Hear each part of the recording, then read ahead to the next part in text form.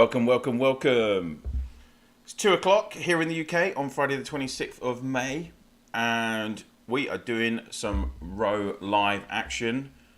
Hope everyone's okay this afternoon, or if you're watching this back at a later date over the weekend, hope you've all had a good week. This is my first live stream of Battlefield of Honor All-Star, and we've got our second round qualifier today. Hey Stefano, how's it going? Ciao, ciao.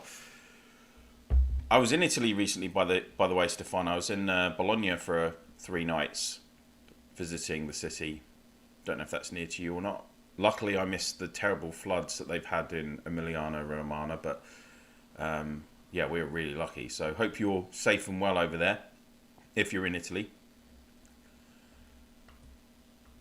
Is anyone else fighting right now? You may notice, by the way, that I'm not in my normal account. I'm actually in Wargasm's account. She's let me have her account for this afternoon's stream because she's registered for... Ironically, I'm not actually registered for All-Star Championship because the battle times are right in the middle of the day here in the UK, and I'd only be able to play once every third Friday. Which is how my working rota works. So, how's it going? You all right, Abalirian? Aboliran?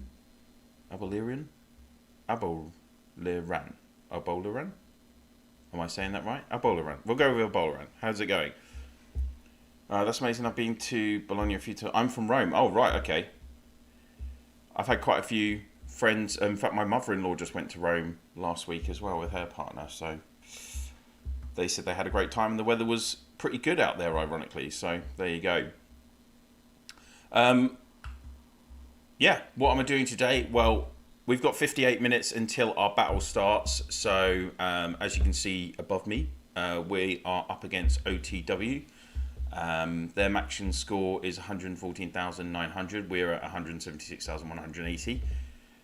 Statistically, on paper, we should win this battle, but OTW did win their previous round, and if any of you stuck with it and saw me reviewing everyone's battles in my Division 1 review, there was actually quite a few teams that had lower matching scores who did win. So just because the matching score is different, it doesn't guarantee...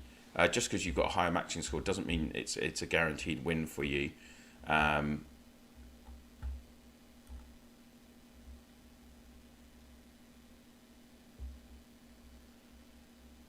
Battleground opens in 46 minutes. So we've got 20 members mobilised.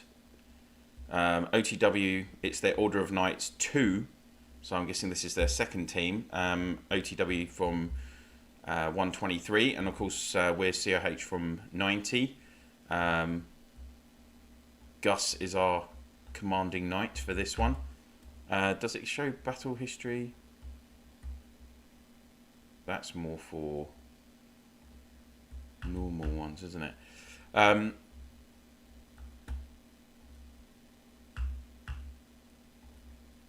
Here we go. If we check out the schedule, so you can see in our group, it's us, OTW, and then we've got TLM from 256 and A4D from 274.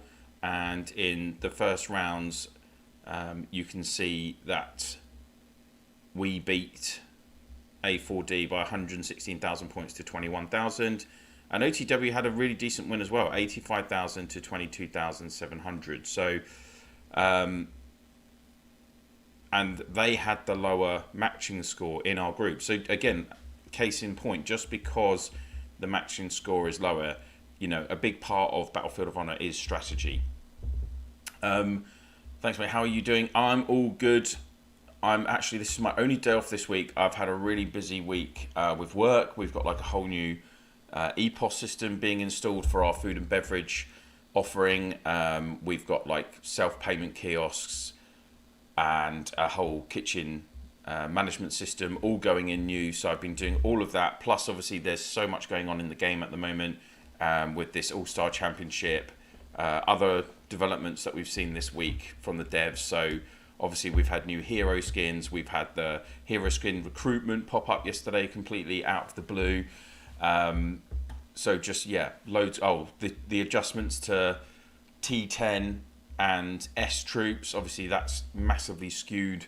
I'm not sure if they've kind of rectified that. I really haven't even had a chance to look on my chat groups today to see what the update on that is. But obviously, T10s were basically smashing everything else out of the pond. Pom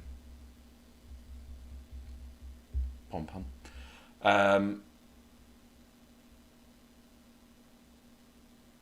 TGN, good to see you. Good afternoon. 5 hours until our Battlefield of Honor quali in 8:38. I mean,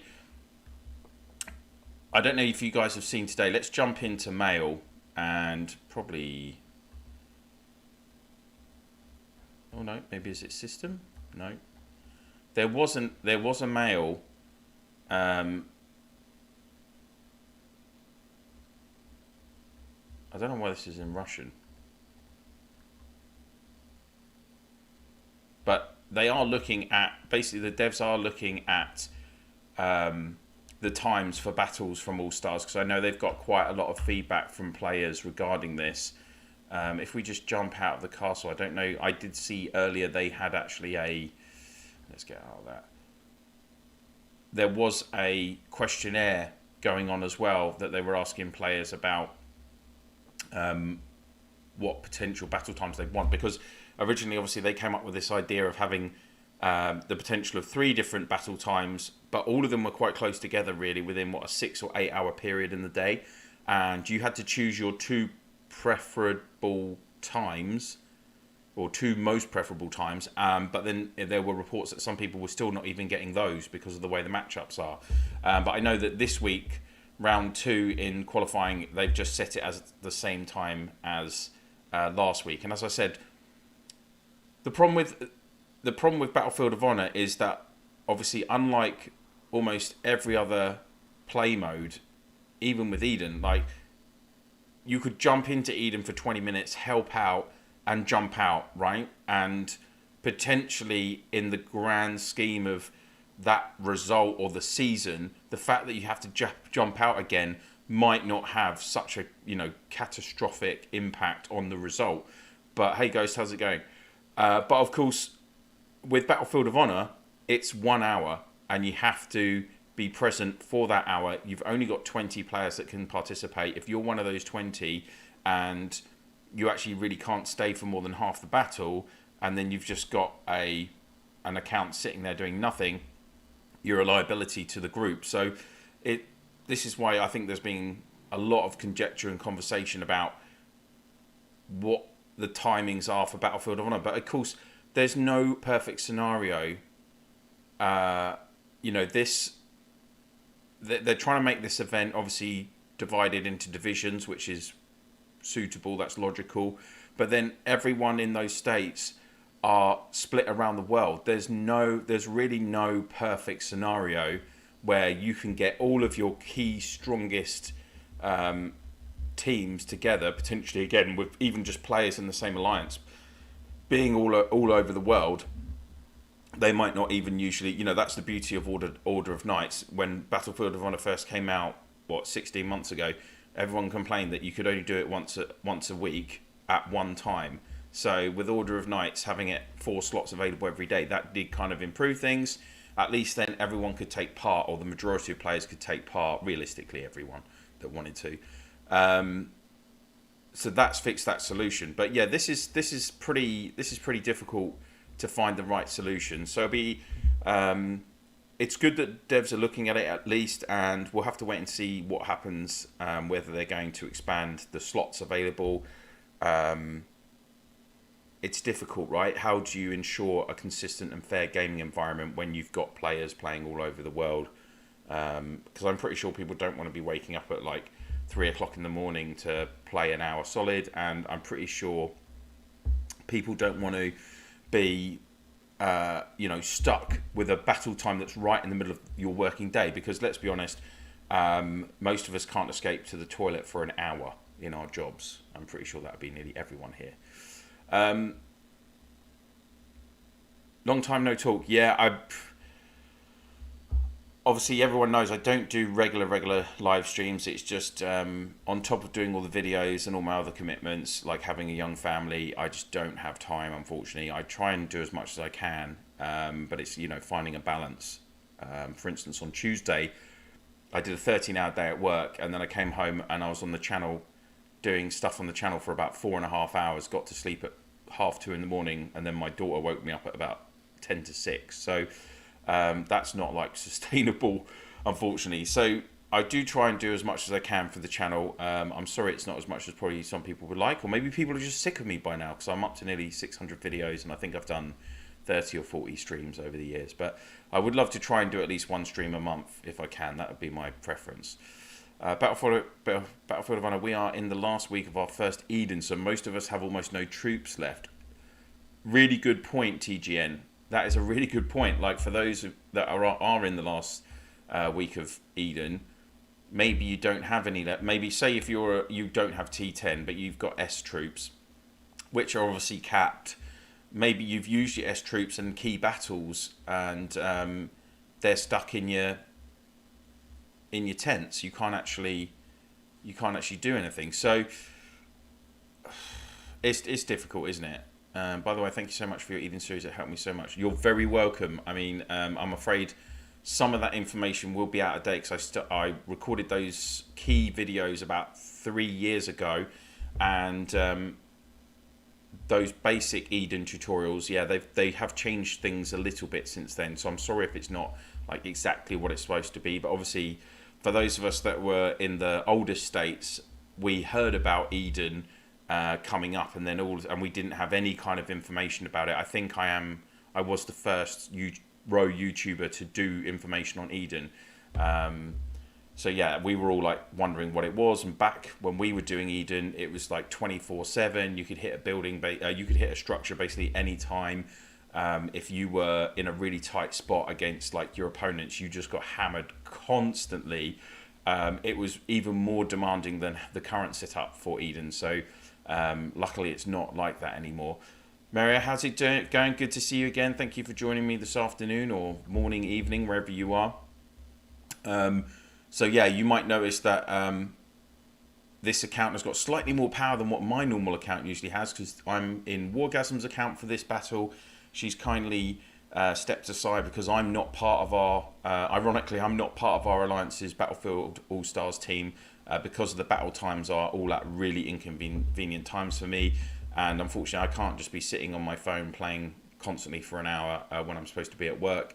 But I do have every third Friday off usually in my schedule, so that's why I'm here today doing the live stream. And later on in the event as well, I'm planning to hopefully live stream the semi-finals and the finals.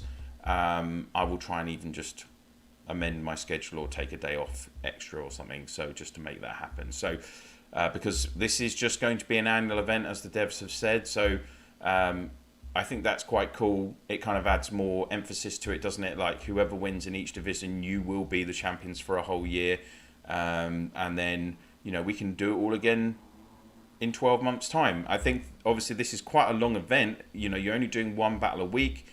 It's spread over multiple weeks. We're probably going to end up going into July with this. So I think it's quite good, actually, that you've got this kind of competitive edge, and you are guaranteed that it should be competitive, right? Because unlike KE, where we found everyone swapping, trading all the time because you don't want to lose your troops, at least with Battlefield of Honor, at the end of the battle, during the battle you can go full pelt, attack as many times as you like, because at the end of the battle you're getting your troops back, right? So yeah, it's a really, really good system. Oh, thank you, Ghost, that's really kind of you. Thank you, buddy.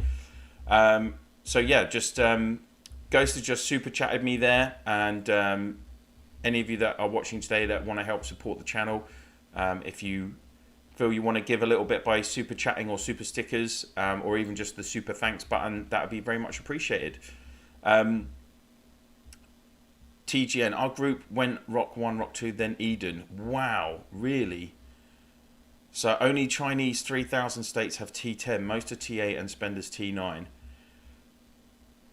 Oof, I did hear that people were going straight from S3 into Eden. I think Of course, for you younger players, well, Ghost, thank you very much. You didn't have. That's really kind of you. Thank you. Um, of course, yeah. For those of you that are younger player, newer to the game, for us in the older states, the activity level was much lower at that time. Um, then it was staggered. So you did obviously Rock 1, Rock 2, Rock 3, Rock 4, and then you went to Eden, and obviously with SX Heroes. So that kind of worked well for us, I think, because you really got to get a good understanding of the game. I think 4 seasons of Reign of Chaos Total War were definitely enough. And but I don't know, I don't know if only 2 seasons gets you kind of, I guess that it's over 6 months, isn't it? Maybe that is enough for people. But then to go into the Eden format, and obviously for some of us older players, we've been doing Eden for over 3 years now. It would be nice to have a proper change to the main Reign of Chaos battle format, but we'll have to wait and see. I mean, obviously they're looking at this new system, 8-way faction system that some of the younger states are testing. But some players have said to me they're not really happy with that, and a lot of players are giving up. So I don't know what you guys think about that. Nick, hello Pond, how's it going, buddy? I'm really good, thank you. It's now 2:15 here in the UK. It's 18 degrees, beautiful sunshine.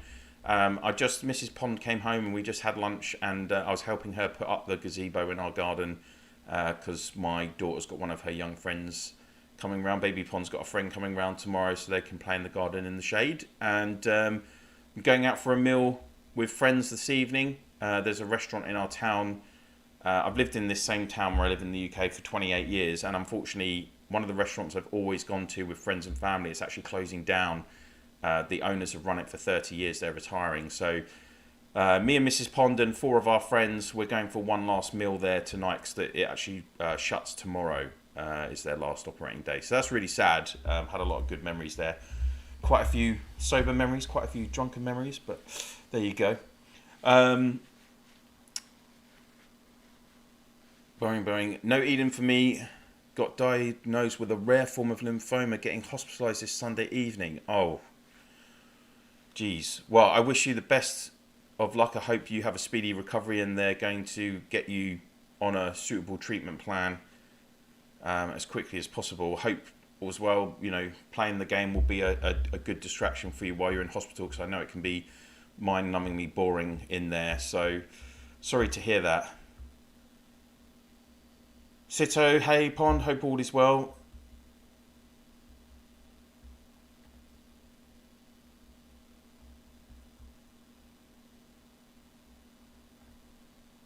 Ooh, she's got a speed one.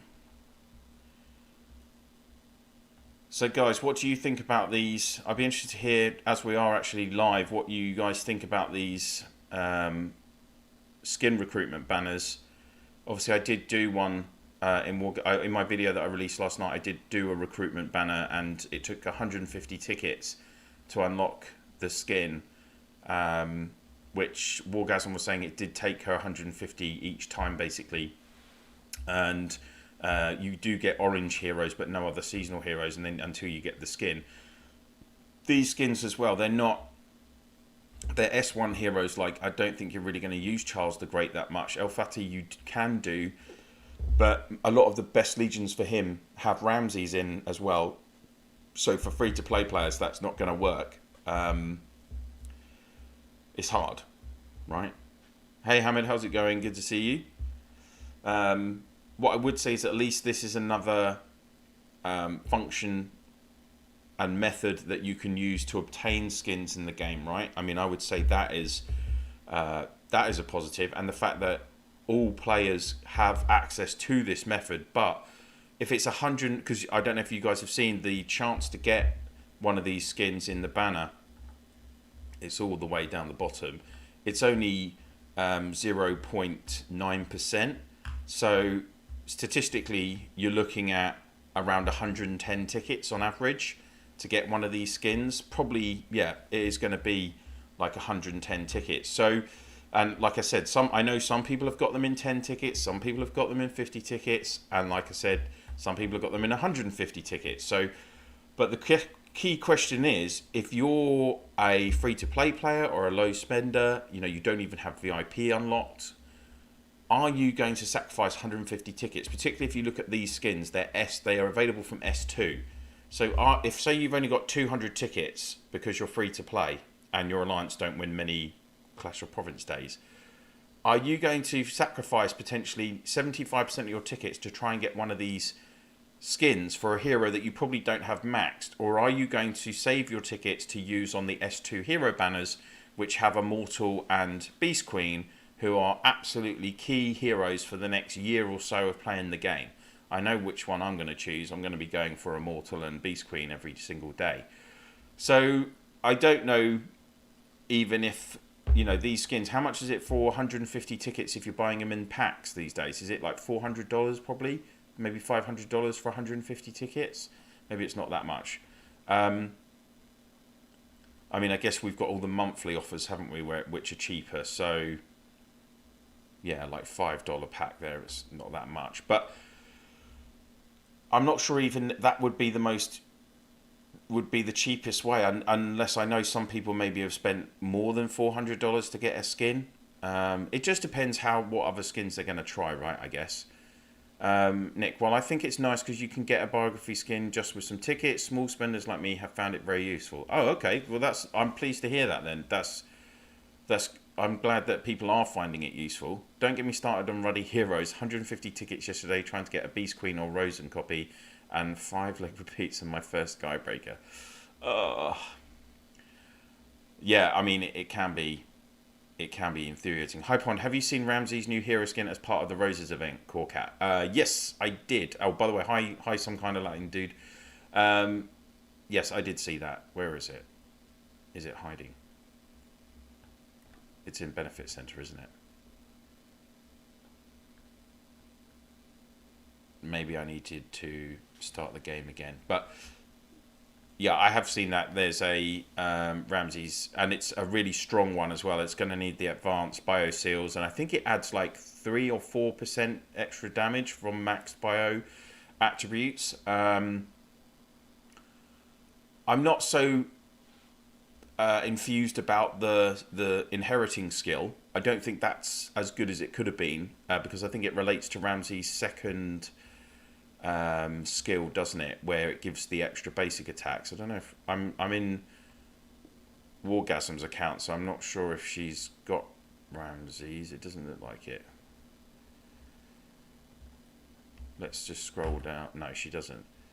I need to do a first look on the SX16 heroes.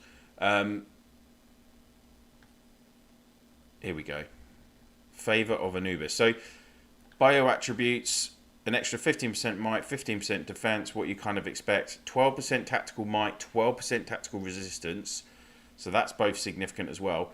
12% HP and 4.5% extra troop damage. So that's really nice. Yeah, this isn't my account, Nick. This is... I'm in Wargasm's account. Probably that she's the strongest player in the COH alliance.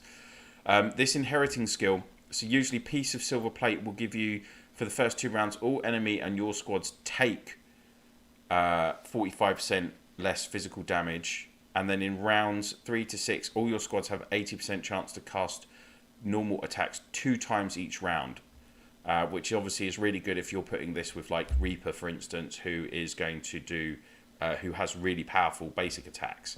And if you pair with Warden, who's already giving your back row hero an extra basic attack, you can potentially, for half the battle, rounds 3, 4, 5, 6, be getting Reaper to do 3 basic attacks, where then the passive skills can activate as well, and it's just doing ton and ton of damage.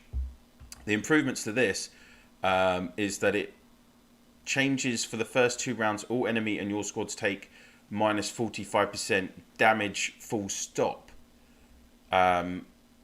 rather than just physical damage. So if you're up against, this is beneficial for this combo if you're up against obviously combos that do a lot of damage in terms of skill damage or counter-attacking damage. So for instance, if you're up against the Aslan healer Reaver combo, that has a lot of skill damage from Reaver. It has a lot of return damage from Aslan. That's potentially going to mitigate a lot of that damage. And obviously the trouble with archers is that they die so quickly. So that is actually quite good in certain scenarios. What I would have liked to have seen, considering that this is going to be a premium hero skin, is I would have liked to have seen this in rounds expanded. So maybe it went from 3 to 7, or changed from 2 to 6, or 2 to 7, like actually increased it maybe 2 rounds. That would have made it much more OP. And then the preserving skill, the hero squad takes minus 10% skill damage. Again, that's what you want to see. That's good damage mitigation from a skin on top of everything else you're going to have. The Hero's Legion, everyone's going to gain a bit of might and resistance, but again, I always think this is pretty negligible, even though that is much bigger than what you'd see on a normal skin. On a normal skin, usually it's like either 2.5% of both, or it's 5% of one of them. Yeah. We'll have to wait and see. I mean, let's just go back to his normal skills. Yeah. Round 5 in battle, all your archer squads gain 40% chance of fatal blow. The skill could increase the chance of fatal blow to up to 60%.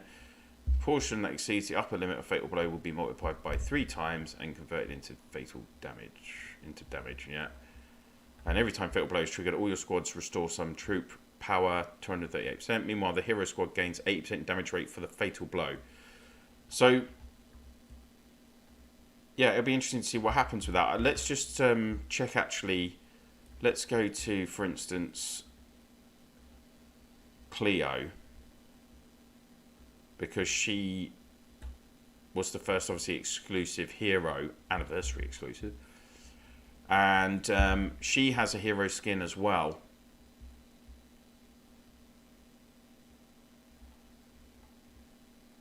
And her bio attributes, oh, it's the same, isn't it, by the looks of it? Yeah.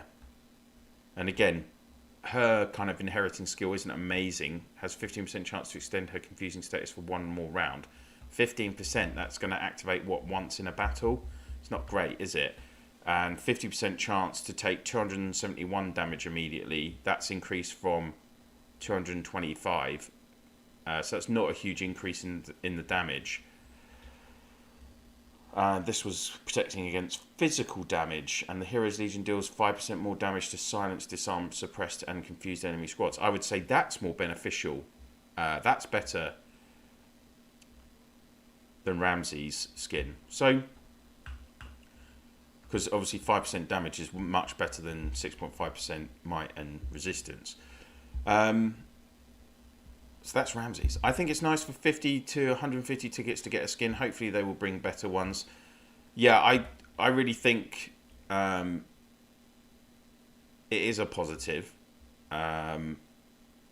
Particularly when, you know, everyone was getting, at the start of last season when they brought out the skin store this time, and you were all the skins were guaranteed, but they put the cost at 1,600 skin coins, which is just too much. Like, basically very few, a tiny proportion of the players on the map, the ones that were in the top faction, the top alliance, the top guild, and then I think you had to be either, you know, in the top 20 rewards of that. I think you only, and maybe it was the rank 2 alliance as well in the similar section, top faction. Then you would get the chance. It was only like 40 or 60 players, I think, on a map had the opportunity to get 1,600 coins, and that was only if you were a spender and bought the elite package, right, on the seasonal challenge. If you're free to play, you could not get 1,600, and I think that's pretty tight, because what are we up to now? They've released 3 more skins now in the last 24 hours. I think we're up to 20, maybe 25 or 26 skins in the game, maybe even more than that. And you're talking about not letting a player get 1 skin in 3 months. So realistically, a player can only obtain 2. A free-to-play player can probably only obtain 2 skins a year, and then maybe 1 if you're lucky in like the Christmas event, for instance. So 3 skins a year. They're bringing them out quicker than that. We get at least 10 new heroes a year from 4 lots of 2 heroes in the seasons. Plus, you know, we get like exclusive heroes and stuff like that. So the lower spenders, the small spenders, or even the free to play or medium spenders, they're not going to be able to possibly keep up with these skins, which is just another thing that is increasing the disparity between everyone. Rank 1, top 90. Oh, there you go, Carm. You had the answer. Thank you. But even then, what's that? Top 9. That's 90 players out of a whole map. I mean, it's not great, is it? I really need to keep an eye on it. Half an hour to go until Battlefield. Legions, Nick. Sorry, Legions. Okay, so just again to clarify, this is Wargasm's account. So she is running with...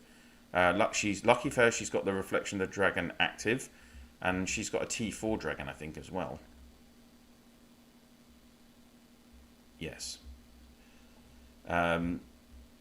So she's running with Rosen, Warden, Sundiata, which is kind of what you'd expect. He's a basic attack. That's a serial attack combo, isn't it? And I think that's the most efficient version of it at the moment. Then, of course, we've got Aslan Reaver Healer with the Reaver hero skin. Max, she's got Rosen's hero skin Max, working on Wardens because these ones are really, really expensive. That's an elite one, it's really expensive. I'm running with that combo as well. I'm running with that No, I'm not running with that combo because I put Warden in my defensive. I'm running with Warden and Sundiata. I can't remember who the other hero is. And then Jean d'Arc, El Cid, and Ava. Yeah, and then one of the newer combos we've seen in the last kind of 3 months is Hunk, Sakura, Esselfred. A lot of early damage, so that's not really that unsurprising. Some kind of that and do. Free-to-play players haven't been able to keep up with the game for the last 2 years, in all fairness. Yeah, that's very true, to be honest, Latin. I know what you mean. Cheeky question. Feel free to move past. You have starter heroes. Hey, Kasone, good to see you.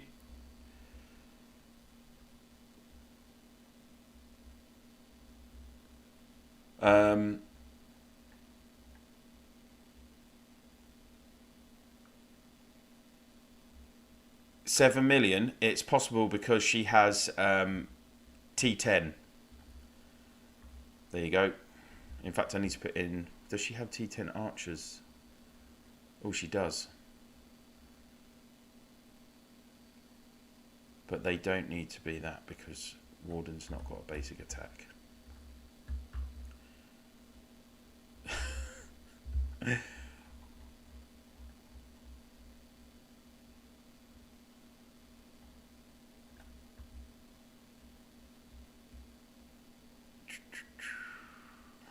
So that wants to go there. Oh no. That wants to go there. That wants to go there.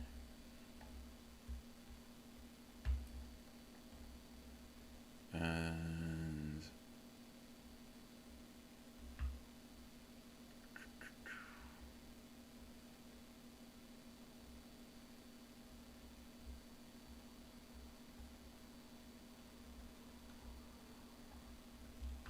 actually, what's Sean doing?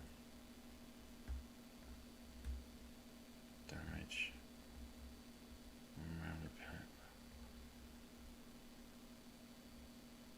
Yeah.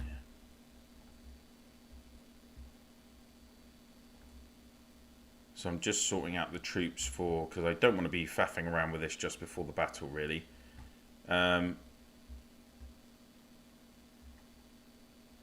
What combo to start developing first? Oh, blimey. Early in the game. Yeah, T10 have more. T10 are the meta troops right now, Nick. Yeah. Using Cav. Oh, Wallace Heron. Okay.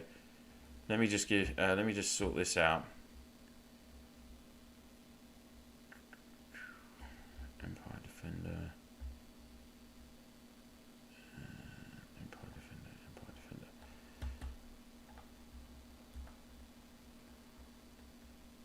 Okay. Oh my days. I need to get up. It's been such a long time since I was looking at basic orange, but I'm pretty sure if you remember back to those days, then the best kind of early combos are usually North Rage or Orochi, even though they're not going to be called that anymore, are they? Why did they change all the names of the heroes? Yakimura, isn't it? Yeah. So you either want to go with, I would say most people in the early days stages of the game went with either North Rage or Yakimura, who used to be called Orochi, in the front row, and then you would want Queen Anne or Heroine of Courage. If you've got Mulan, you probably want Mulan actually on the middle row, and then back row. If you're talking about Cavs, then it's either Heaven's Justice or Wallace used to be Hurricane, didn't he? 40%, 80%. Yeah. So William Wallace will give you more consistent damage, but Heaven's Justice, when he does damage, will do more. It will be a stronger impact. But those are kind of what most people did anyway with those early heroes. Definitely like Yuki. You want to have Yuki front row or North front row. So if you've got like 2 legions, I would say you go like North on the front row on one, Yuki on the front row on the other, Queen Anne middle row on one, Heroine middle row on the other, and then you've got Heaven's Justice and William Wallace as your back row heroes. That would be like a 2 legion setup at that stage in the game. If you're doing archers, which bearing in mind, if you can get to T9 archers before S2, archers in the very early stages of the game and in S1 are actually probably the meta combo. They used to be. And William the Conqueror, he used to actually be called Zorro, but he does some really good damage for that stage of the game, is what I would say. Nick Pond Nick? Son of Ragnar or Warhammer is better for second row. Well, they're going to mainly be used in different combos, to be honest. Yeah, I don't think you're going to use... Depends what you're doing, like for instance, and what stage of the game you are. Like Brave, Ragnar, Ava. Yeah, it is Brave, Ragnar, Ava, isn't it? Is a good combo at certain stages. That's like a status combo. Ragnar will confuse your opponent. When the opponents are confused, he makes them take more damage. If you pair him with Avalanche, Avalanche does a lot of damage, so it's more likely to synergize. So that's what it's good. Oh, Pond, you added T10 footman to all squads in Esselfred combo. Oh. Thank you. Someone's paying attention. Well done. Oh dear. Wow. There we go. That's better.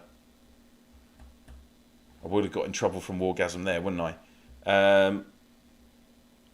Ooh, Lawman, Bjorn, Avalanche.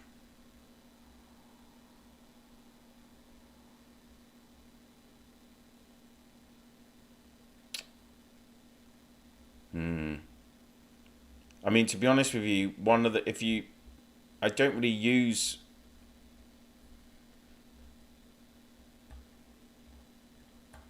I need to have a look. I'm gonna check out some of the old combo sheets just to refresh my memory. Yeah. Let's have a look. I mean, a more common... Yeah, I guess you would go with Lawman, Warhammer, I would say. It's minute differences. I guess, yeah, if you're going with Lawman, probably go with Warhammer and then have Avalanche. That's like quite a balanced combo. Yeah. Oh, Pontel, you made a mistake. Last troops, you need archers, not footmen. Yeah. I've got it, guys. Don't worry. Thank you. Oh, we've got some Arabic.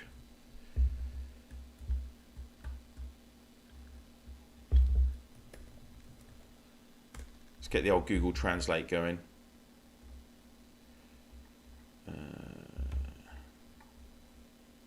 Auto detect.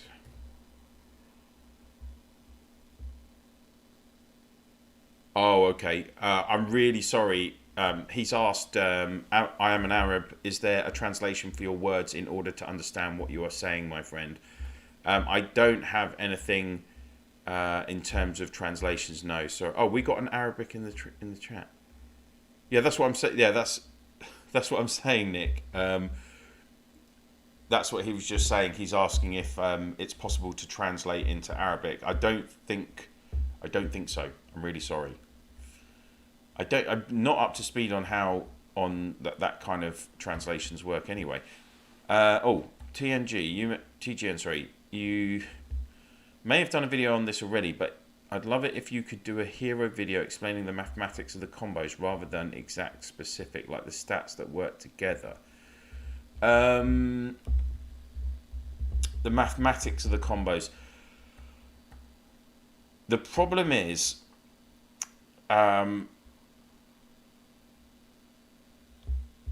the game, the whole kind of the whole combos is a bit convoluted, TGN, and the reason for that is, and this is the same for Rise of Empires and for LSS, our sister game, is that the devs use the terminology percentage for too many different things. So, for instance, let's just take Rose Trials skill here. So, in this instance, they mean 30% can be taken as a true meaning of the percentage, right? If you try doing this 100 times, if this skill tries to activate 100 times, 30 times it would work, right? That's what they mean. But you then go to, where's an easy example? Yeah, Sundiata will have it. Right, you then go to Sundiata's second skill.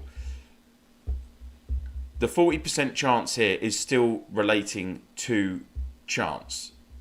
But the 537 relates to, it's a metric of damage. So, but they use the terminology of percentage still. So that's where it gets confusing. So it's like, if you just ignore the percentage, you just take it as the figure, the figure of this number, 537. But where it even gets even more confusing is that if we go back to Rosen again on her 8th skill, it says they take 12% extra damage. But then again, that's not 12% on top of whatever that figure was from Sundiata, right? So it's not 537 plus 12, as in 549%. It means it's another 12% of this total 537 figure. So 537. So it's actually giving you. It would make this skill do about 598% total damage. If you just, sorry, ignore the percent. It would do 598 damage. Just take it as the key number. Akash, good to see you. Thank you. Good to see you. Val, hello. Welcome back. Mohammed, thank you for joining. Hope you guys are all having a good day. I'm just going to jump back onto Google Translate to see what our Arab friend is saying. I'm a big fan of your channel. Don't skimp on us with translation, my friends. Stay fine. If I can think, well, firstly, thank you very much for watching the channel. I really appreciate your support. If there is a way to work it out, I will have to do some more research. I appreciate. I haven't done a lot of like improvements to kind of the look and feel of the channel. Probably in the last year and a half. I just, unfortunately, just too busy with normal life now. Because usually when I've done improvements previously, I would invest quite a significant amount of time in working out those improvements. So and researching what to do and everything, because I'm not the greatest when it comes to tech, believe it or not. With good research, can normal orange heroes beat seasoned heroes, Akash? Yes, well, it's not just about good research, and again, it depends what stage of the game you are. But I know, for instance, in the very, very early stages of the game, one of the players in my original alliance, which was called Kill in State 53, the player was called Elbow. He's an Australian guy, really good guy. And we had like this event where you could unlock orange equipment pieces. And he actually managed to get enough that of these boxes, he just focused on using all of the points, the accumulable rewards that you could get from this event. You can turn on CC in your live stream settings. YouTube has an auto close caption setting. Oh wow, okay. I'll have to check that out for next time.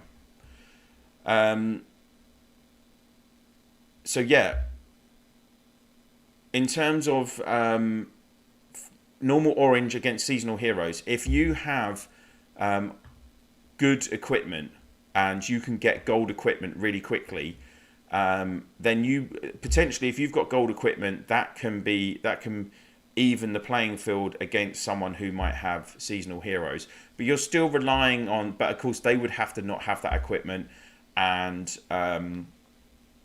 you're relying on the skills of your heroes activating, which with those orange heroes, a lot of them have very low skill percentages, so they're really not consistent. Which tech should we focus on when we finish the T9? Master Warfare, 100%. You want to be working on your Master Warfare. That increases your demolition value for your troops, which will make things easier for you in Eden. It will give you extra might and resistance, tactical might and resistance. When you get to the end section of Master Warfare, there's a section which gives... Oh, why am I looking in Legions? At the end sections, it will give you extra HP, 20% HP. So that's really worth doing. But Master Warfare requires about 750,000 courage medals, I think. Something like that. The other thing with Master City Defense is that you want to work on this as well to, I think it's Stand United. Yeah, Stand United. So that will give you your defensive queue. So that's a 5th Legion that sits in your castle. It doesn't siege, it doesn't leave your castle, but you can set it in your fortress so that is your first line of defense. So if you get like more defensive heroes that do a lot of healing, for instance, you can put that kind of defensive-minded combo into your defense legion, or your defensive queue as they call it, and that's going to help you in protect your castle during sieges. So yeah, I would say go down to Stand United in Master Defense and just do as much of Master Warfare as you can. Of course, it's really different these days because you have all these extra releases as well. I mean, what I would always say is in these earlier you don't get Lofty until S4. If you're not working on Lofty, I would say as well, Advanced Soldier is good, but it's only for your enhanced troops, isn't it? But anything that is going to give you extra HP or extra damage, that's always worth working on as well, guys. That's what I would say, okay? Dave, how's it going? Good to see you. Mate, what about SX16 Heroes first intro? Yeah, I will... Well, firstly, I didn't get either of them in my own account, so I couldn't look at them. And I think they've only just now gone into the main code, as in you can see them. So yeah, I'm pretty sure Wargasm, yeah, she's got them in here, but I didn't have them in my own account. So I need to look at that. I got Lofty at 20%. Yeah, like with your Lofty, if you're in S4, then obviously you want to be... the absolute key thing is getting your Lofty, get all your S troops unlocked as well.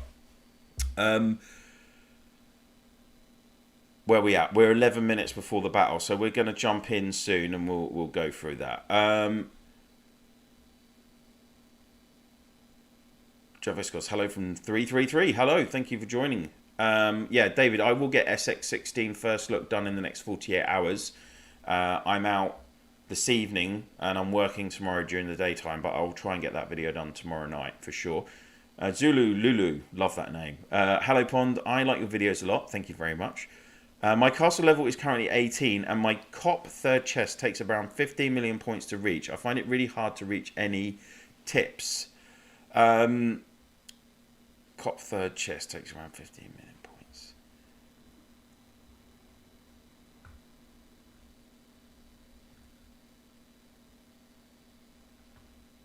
Well, for instance, it's always worth, if you're doing like building day, for instance, it's worth working out the buildings that will give you the most points increases. So I'm guessing, Lulu, you're quite early in the game.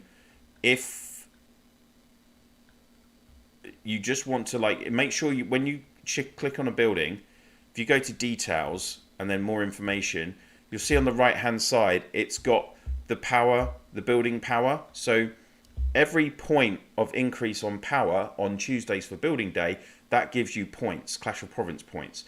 So but this is not a consistent amount for every type of building. So different buildings give more power. So my top tip would be, like, for instance, in this regard, you on a Tuesday you check this. Like things like crystal mines give good amounts of points, for instance, earlier in the game. All of your kind of, where is it? Garrison. The garrison hall gives good points. When you're later in the game, enhancement camps will give good points. Spy room, supply station, all those kind of tactical buildings will give good points.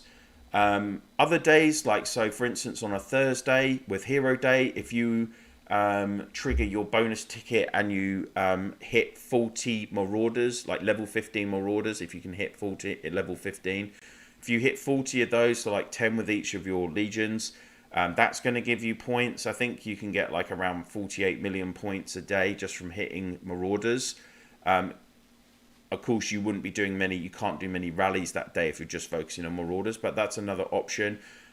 You can also do the, if you look in, I think I've got a Clash of Province folder playlist on the channel, and I'm pretty sure I do basically give tutorials on nearly every day of Clash of Province with that. So I would check that out.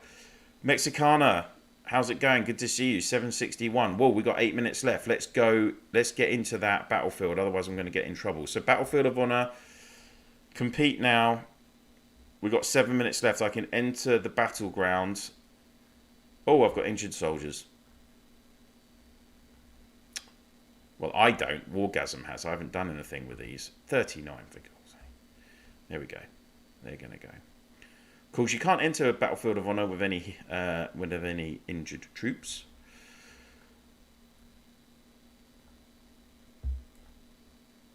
Here we go. Christy, is it true that devs will make T10 unlocks at C28? Yes. So they have already done that.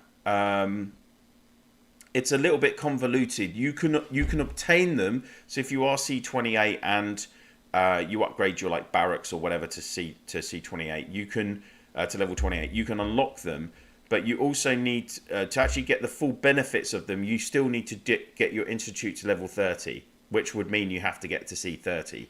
So you kind of get limited access to them in that way. Oh wow, there's 10 of us and only one opponent so far. 11 of us and only one opponent so far. Yeah, that happened, I think, a couple of days ago. Zuzu, focus all research on ZoneCom until max. Oh, yeah, of course. Sorry. TGN, of course. You've just knocked the nail on the head. If you... oh, I can't show you now. Basically, if you go into ZoneCom research, Lulu, you'll see that the last part of ZoneCom basically gives you double rewards as well. So, and all of the other parts of the research give you more points as well. So that's really worth doing. David, hi Pond, I am from OTW. Looking forward to meeting. I'm a regular on your channel and appreciate your videos a lot. Hey Dave, good to see you. Dave, you better get some of your fellow Alliance members along. Getting going then. Because I think we're ready I've got to remember what I'm doing, actually.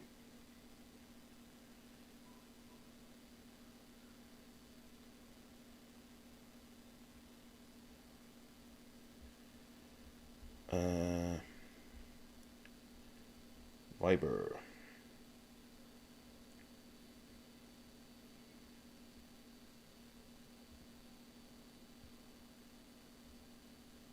Here we go.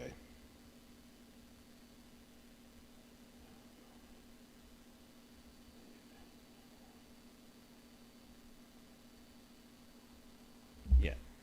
Okay. Varun, made it here right on time. All the best, Pom. May the force be with you, young Padawan. Young? God, I'm not young anymore. Next birthday's the big 440. Ouch. Big V, what's up?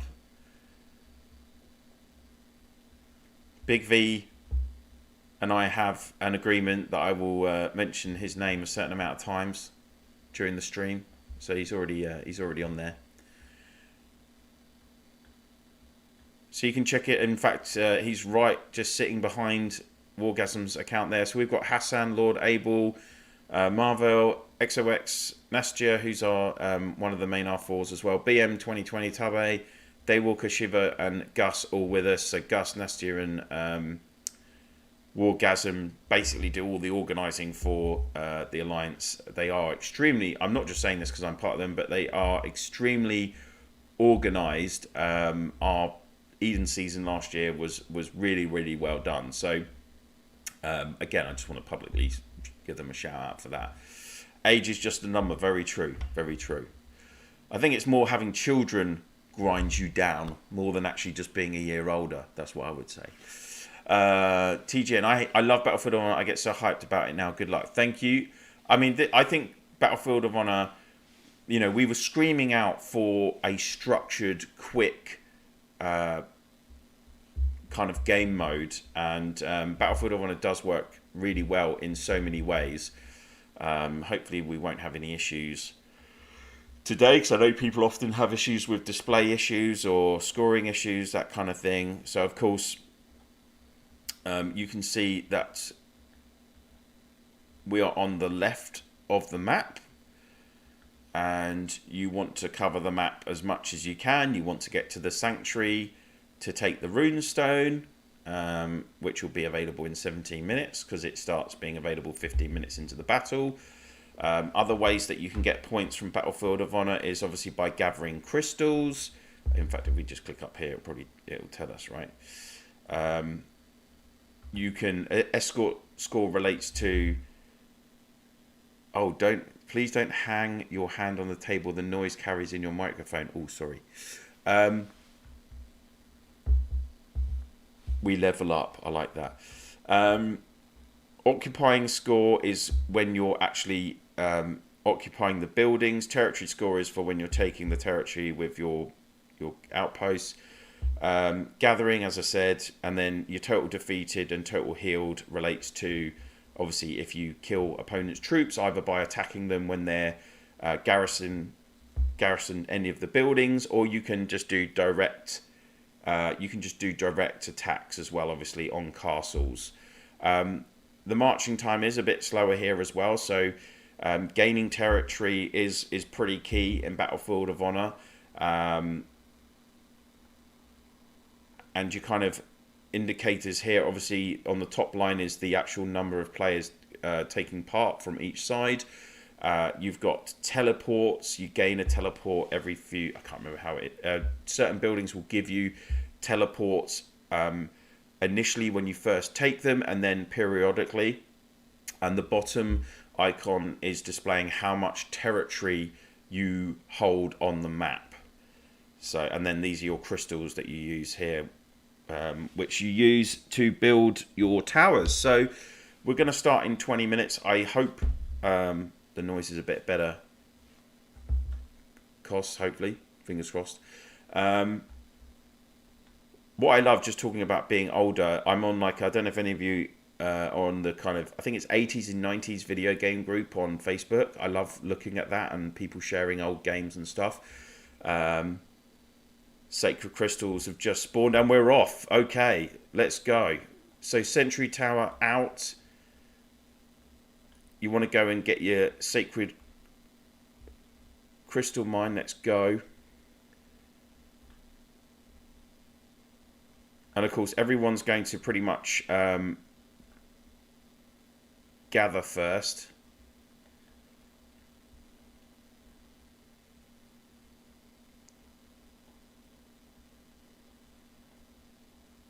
Of course, as soon as you start taking buildings, you're going to be gaining points. So every minute that you occupy that building. So like if we click on Outpost, for instance, you can see we'll get, once this countdown is done, we'll...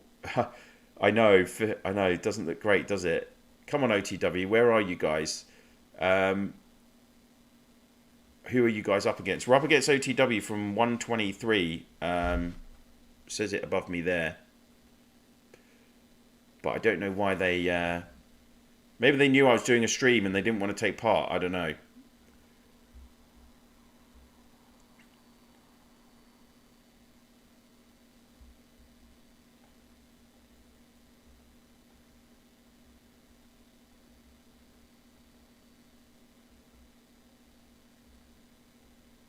Oh, they've picked up another player.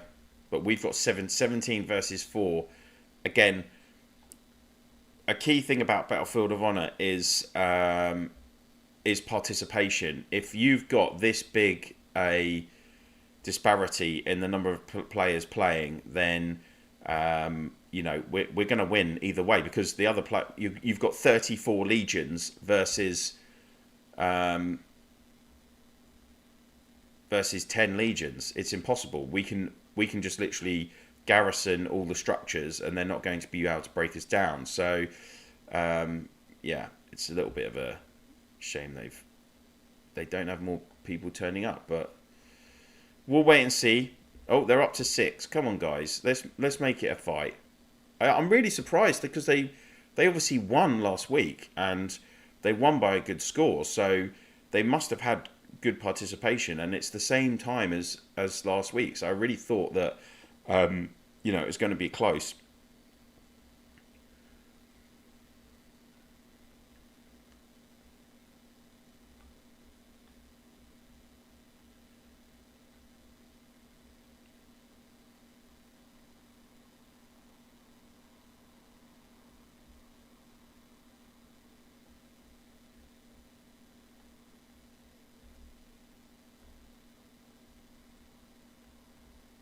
Now this would be interesting.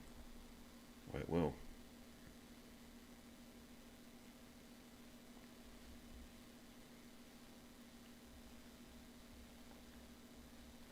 Of course, you can always click on this map icon here to take you out, and it will show you the structures that are white aren't occupied at all. Obviously, if they're blue, they're occupied. Well, we are the blue alliance today, so anything occupied by blue is ours, and anything that is red is occupied by OTW. So you can see we're already obtaining a lot of the map, even though they are making changes. So if you see this icon here, where it's showing half yellow, half red, that means that the building is being in the process of being taken. Of course, you don't just obtain the building straight away. There is that countdown. We won our first quali by just 25 points. Oh, yeah. When I was looking at the results from Division 1, there were some really, really close battles. I mean, I have to say, I didn't look at all 1,000 and whatever results there were. It was just too much.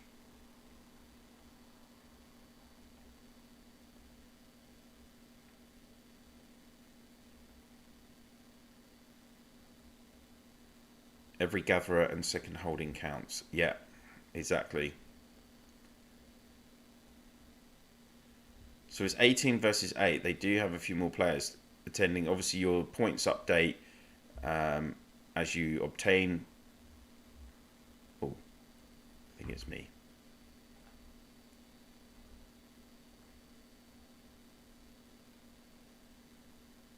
There we go. Or I might have done that wrong. Might have got in trouble. Never mind.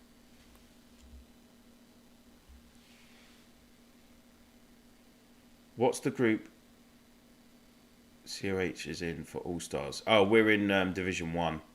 So we're from State 90. And we are in Group 45. If my memory serves me right.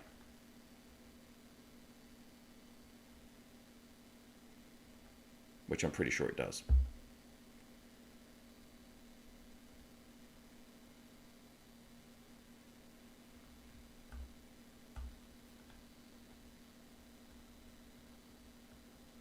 So, of course, your relays as well are key buildings.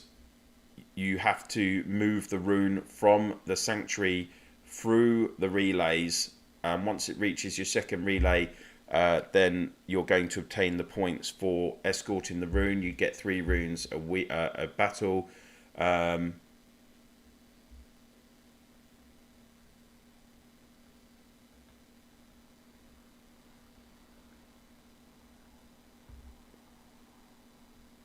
So you can see we've got 20 teleports now.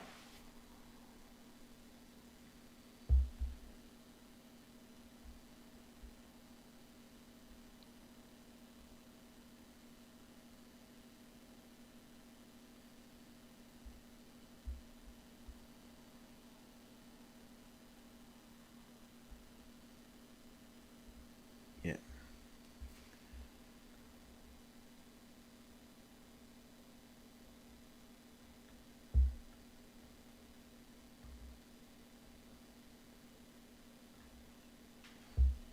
Now, sorry, I'm just looking at instructions at the same time.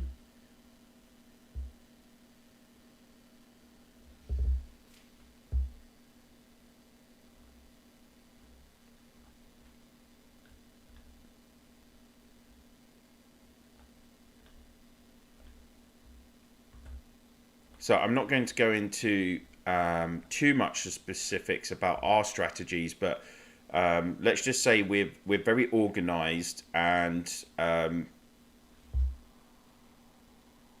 we usually get everyone to confirm attendance, and then based on who is attending, you then get given a role, basically,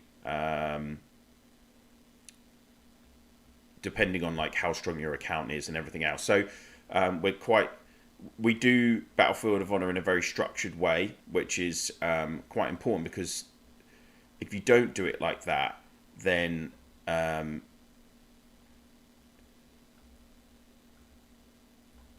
it's difficult to stay coordinated. Oh, yeah, we'll go with that.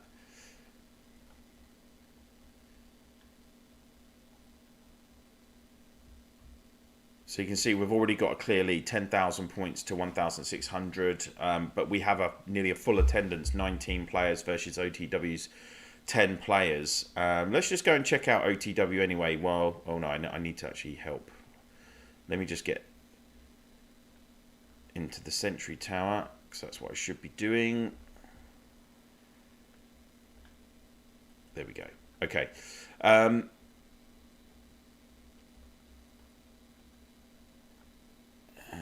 Let's go there. Cool. Let's go and check out our opponents anyway, OTW. So they're following the same strategy, building some sentry towers across to the center of the map. We've got Kimmy here, 433 million power, 1.2 G troops killed. Lord Glenn, 296 million. Ranana, 600 million power, which is pretty good. Doesn't kill a lot. Only 116 million troops killed. So more a lover, not a fight. More a lover, not a fighter.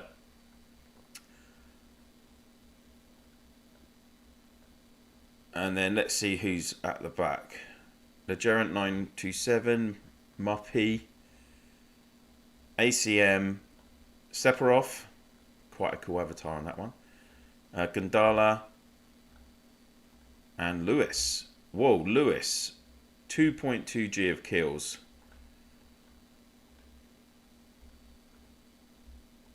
So we're only 10 minutes in. Good luck to all of you who are currently taking part as well, of course. And what you've always got to remember is you want to be getting your own personal scores. You want to be getting 10,000 because that's going to give you the top level of rewards. And of course, we get double rewards in All Stars, which is good.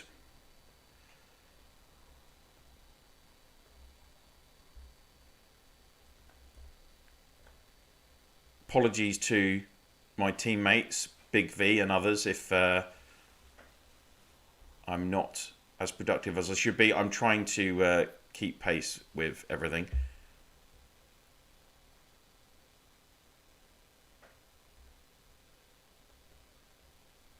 So it's actually pretty close, the territory. We've got 4%, they've got 3%. So they are building quite a lot of sentry towers. And of course, sentry towers are important because that allows you to teleport into that area. Unlike other maps, say your home state map, you can teleport anywhere on that map. On the Battlefield of Honor maps, you have to teleport within your territory, which is denoted by the sentry towers. You can expand your territory by building more sentry towers, but it always has to be adjacent to the previous. So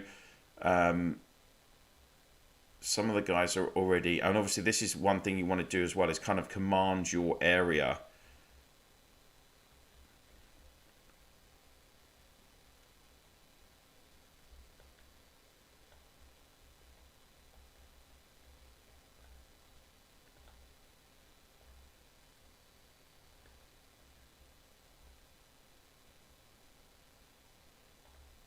So that Lord Glenn successfully defended that attack from Daywalker.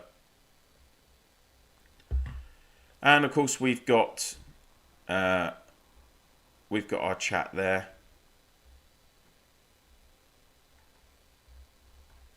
So you've got the battlefield, you've got your alliance chat, and then you've got your Order of Knights chat as well.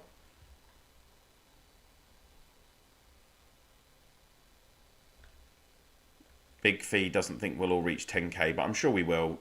Hopefully we can attack them.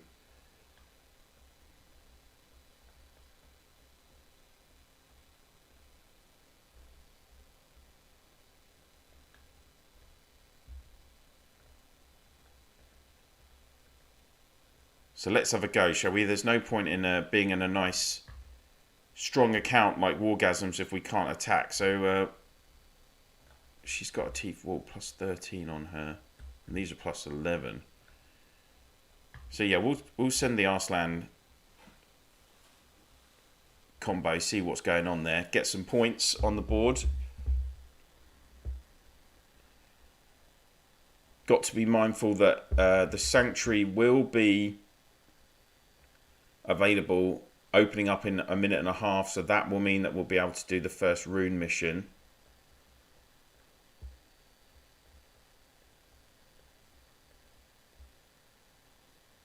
Oh, I'm way back here. I need to move in a minute, otherwise I'm going to be in trouble.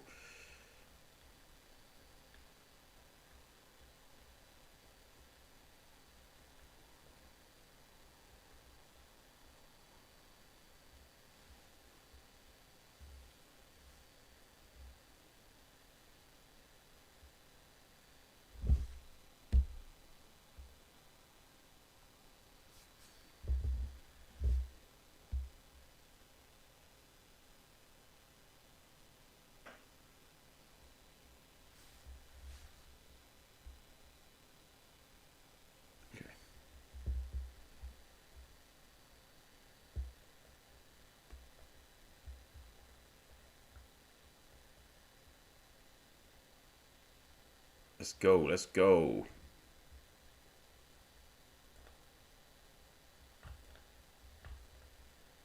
So I won that battle against ACM. Oh, 11 million power. Ouch. This is what it's like to be a super spender. So Wargasm's got a really strong account. So yeah, 20 versus 11, I know. Sorry, it's not a more even... Oh, 20 versus 12 now. It's not a more even battle, but it is what it is. I'm going to teleport over here now.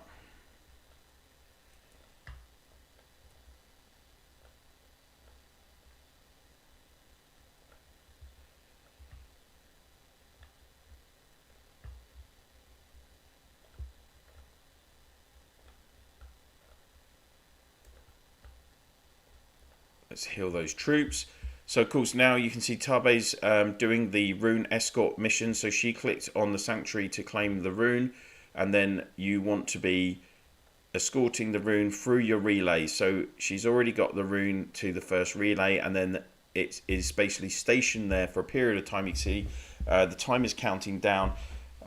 So I've garrisoned a legion in the relay to help protect it against the opponents who are trying to attack it. But if you look at the times, 52, 51 seconds, they're not going to get there in time. And now the rune will move on to the next relay.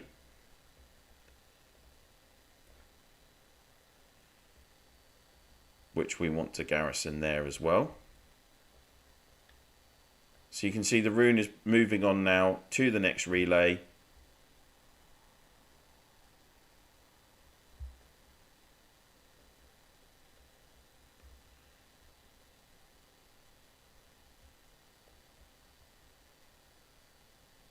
And in terms of score, we're a quarter of the battle through. We're on 25,000 points. I think you saw some of the top scoring teams were picking up about 130,000 points, which is, you know, pretty huge. We're going to be close to that, I think, if we're already on 25,000. Hey, Ahmed, good to see you. And they're not attacking this relay, and they're going to be too far away anyway. So we're going to take this first rune in the battle, which is going to be going to help. Well, they are attacking it now, actually. 1 minute. But it's going to take a minute for them to get there. It's too slow. It's going to be done in 25 seconds. I don't think you'll need to use gems to heal, considering what you're up against, lol. Well, I'm just like keeping the full count of troops, because I'm using Wargasm's T10 troops, and I'm not sure... well, yeah, she's got quite a few, actually. I think one troop type she doesn't have loads, but like you say, it'd probably be all right, to be honest. If I run out of T10s, then I'll maybe start healing. Let's see. Okay, and there we go. So we just picked up 7,000 points for the first rune escort mission. And now the countdown starts on the sanctuary for the next runestone. So that'll be in another 15 minutes time.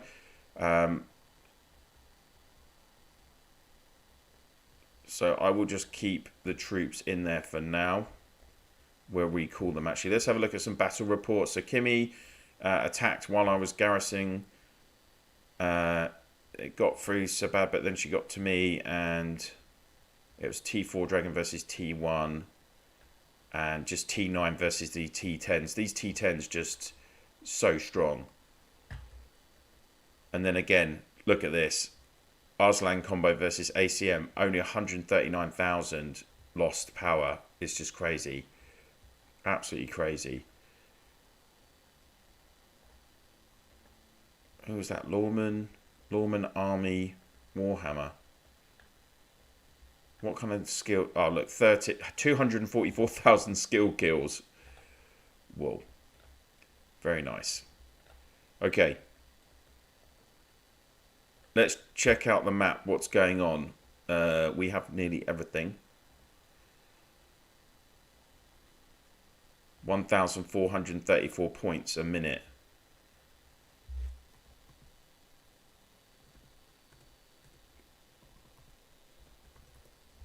So you're looking at like around 85,000 points just from your building occupations, basically.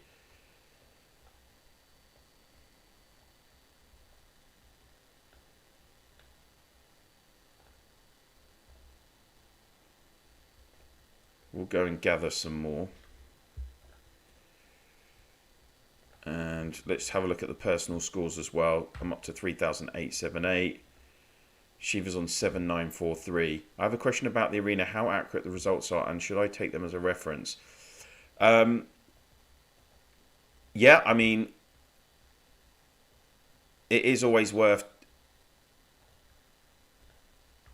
it is always worth taking into account what's going on in the arena. It depends on. Well, the good thing about the arena is actually you can obviously check what combo you're going up against. Like you get 10 choices, don't you? Plus what other people hit you with. So there's a couple of things you want to think about though. Is that there are still other variables which will impact on results in the real world, like in terms of during KE, and also how you've in Reign of Chaos on the Eden maps, how you've got your points set up. Are you full red spec, for instance? You need to attack more now, Pond. Oh, I know I'm going to, or try to.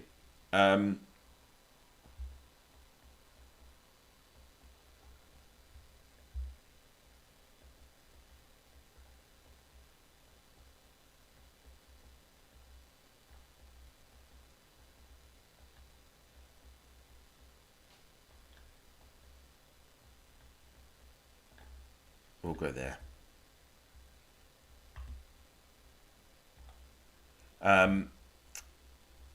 Yeah.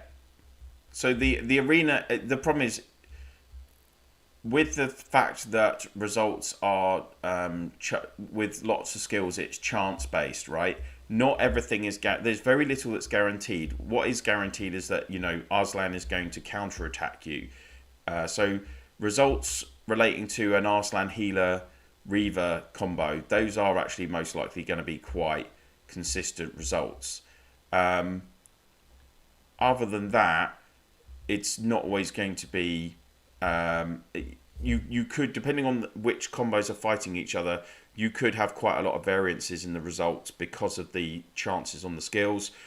If you're doing if you've got T10 troops and you're up against weaker opponents, then obviously you're not going to be. You're probably going to get like a consistent strength, kind of consistent result because the differential between you and the other is so strong. So yeah, it all just depends on the scenario. But arena is pretty good. I think at least it's somewhere where you can try and you can use Gathering Legion for gathering. Do not need to use your War Legions. Oh, I know.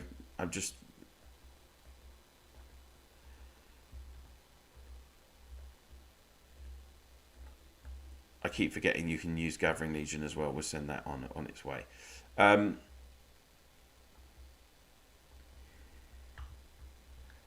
are we at?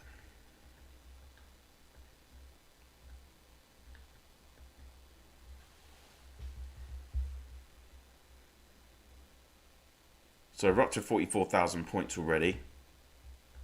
Hopefully we can get to around the 120,000 point mark. We've got 16% territory versus their 3%. You can see we've encased a lot of our side of the map, and territory is important obviously because not only if you can command past the sanctuary, then obviously you make it. If located close to the sanctuary, then your players can obtain the rune and then start occupy and then win the points from that. Let's see what happened on that attack. How did you unlock Gathering Legion? Gathering Legion is a ability from the VIP store, level 2, Nick. It's called Gatherer's Guild.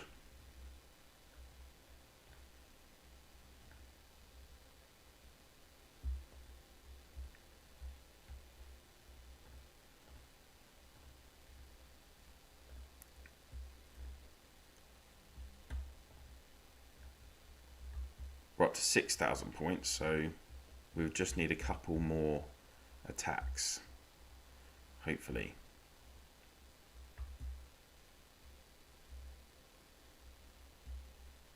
Yeah, if you check out in the basically VIP store, again, I've got like a VIP playlist which shows you the different rewards at each level. I'm interested to see. Let's see how this does. Let's try some different combos.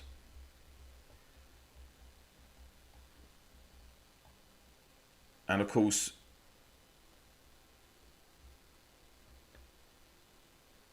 now this is what this is where you have an issue.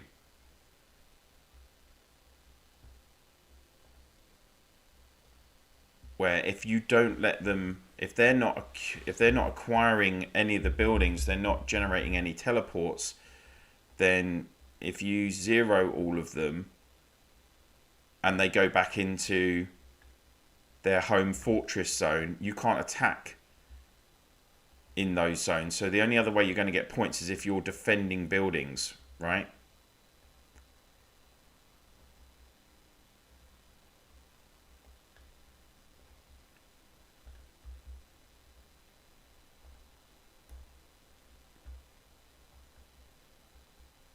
Hypon, do throne buffs have erected in this version of Battlefield of Honor? Ooh, I don't know actually, Dave. That's a good question.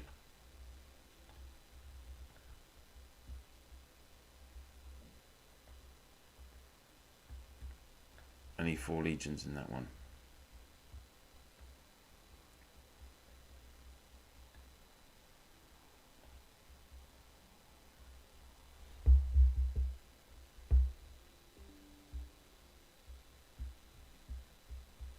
Still need 2,400 points. Poor old Gus has only got 1,200 points. How many's Big V? Big V's got 6,300.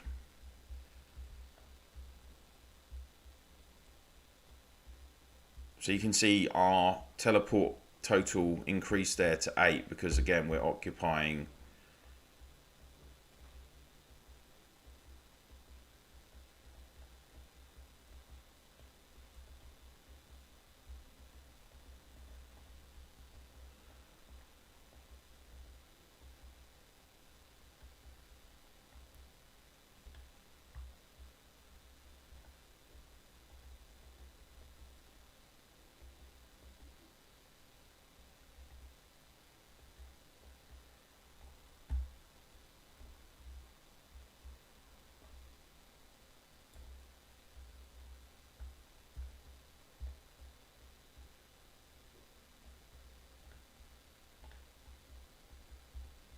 this account remind me when I attack my farms. I don't care. I always know that I will win.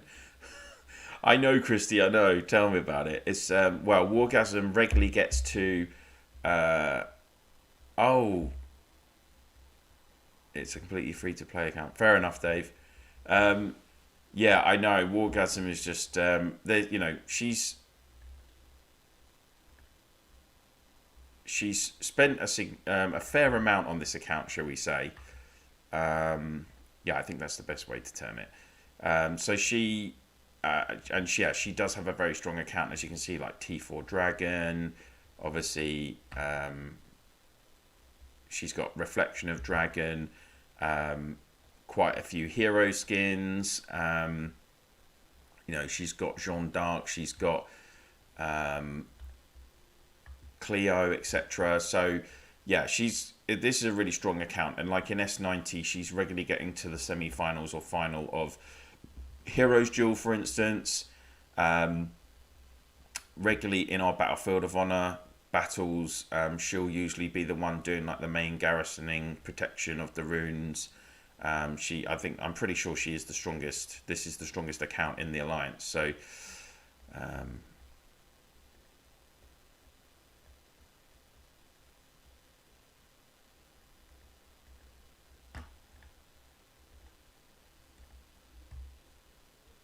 so we're now defending that outpost. We're up to 57,600, 700 points halfway through, plus 2 runes to go. So yeah, we're on target to hit maybe 125,000 points, 130,000 maybe. Would be really good.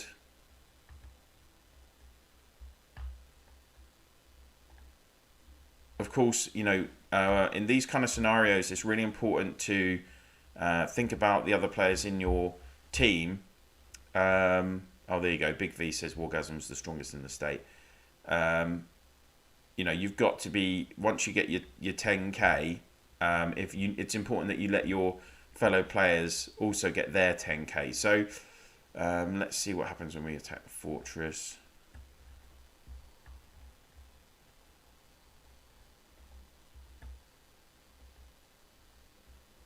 mean, she's upgraded nearly all of her gear as well. It's just, yeah, crazy. Well, I'm very lucky. I know it's uncouth to discuss dollars, but some of these accounts could have bought a house or entire street. Well, I know for a fact that, and not this account, but I know for a fact some of the top spenders in the game have spent over $500,000 on their accounts. So, I mean, Akali did say, I think he spent like $160,000 on one season or something, one ROC season. And obviously he's been playing the game for like multiple years. So, and he's got what, 5 super strong accounts or 4 super strong accounts. So, you can make of that what you will. Oh, 8,000 points. I'm not quite there yet.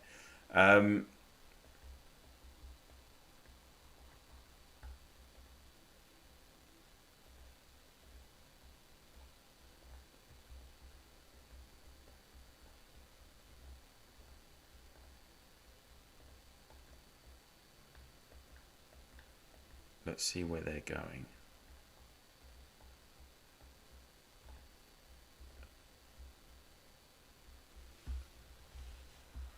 Yeah, I mean, a lot of money spent on this game, that's for sure.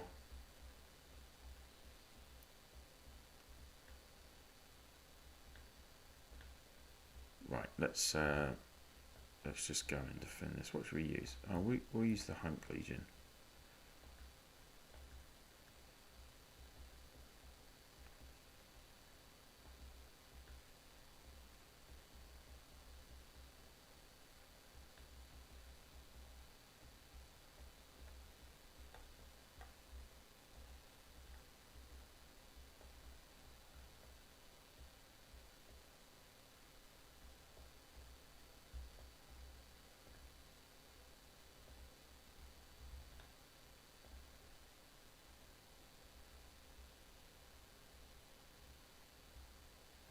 There we go.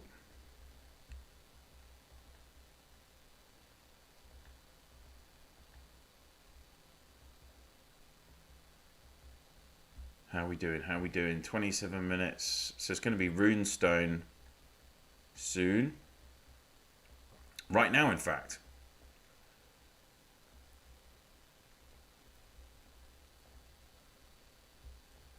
That's fine.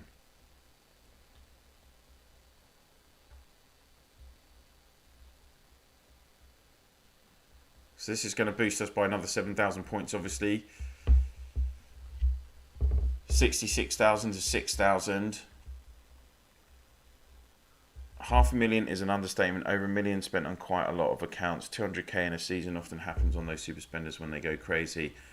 Yeah, there you go, JD. If you have it and you enjoy it, fine. But I fear there is an element of gambling addiction. But let's stop the negative talk. I have contact with some of the top spenders in the game, and from my and I'm 100% sure that it's not an addiction. They are very wealthy individuals, and they can afford to spend money on the game. You know, if you think back in 20 and 21 with the lockdowns and everything, it was a bit of a leveler for people. Oh, I've got 10,000 points. So we'll come out of those now because I want to let other people gain their points. Yeah. When very wealthy people didn't have ways to spend their money, then obviously gaming was one way they could do that. So it's all relative, isn't it? Like, as you say, as long as it's healthy spending, you can afford to spend it.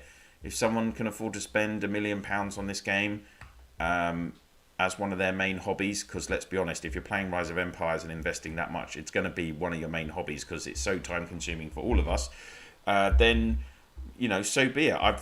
I've always been really open about that I'm a small spender, and I spend a bit every month, always have from very early days, but I've never gone really crazy. My biggest outlay was $100 on the VIP store, but you've got such a good return on investment for that. Yeah, because they get bored. Exactly. Yeah.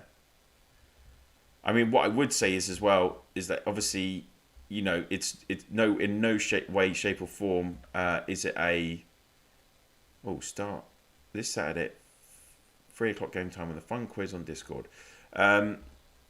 Yeah, it's not like you say. It's not down to the spending. It's more down to that they've got bored and they're going on to something else. So, what should we do?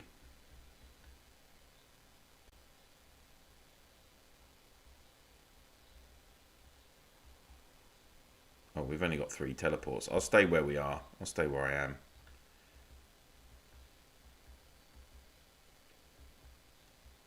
We might get teleports all the way across to the opponent.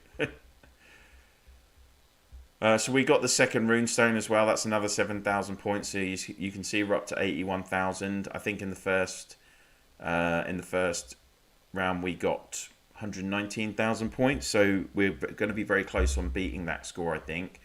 With 23. Oh wow, yeah, we're hitting 1,868 a minute. So let's go do some. We'll go and do some gathering.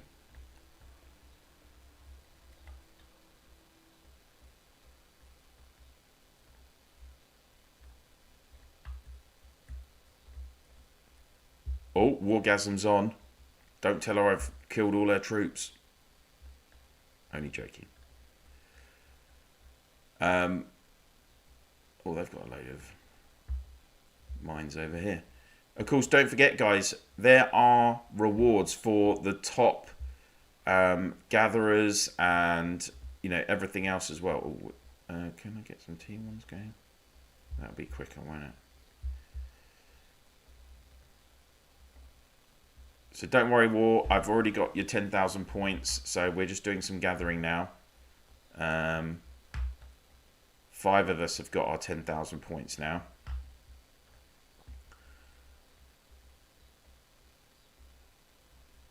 Again, guys, just a reminder, if you want to obviously help support me and the channel, give me a few extra pennies to spend on my account, then please do click on that super chat, super sticker, or super thanks.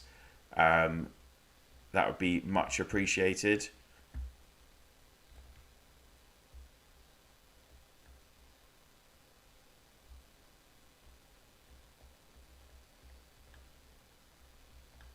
Oh, they're all gathering now. There we go.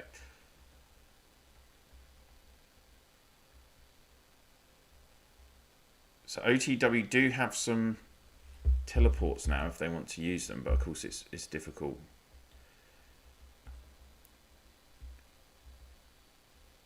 Wow, the game has changed a lot since I last played. Ozzy, what's up? VD, good to see you.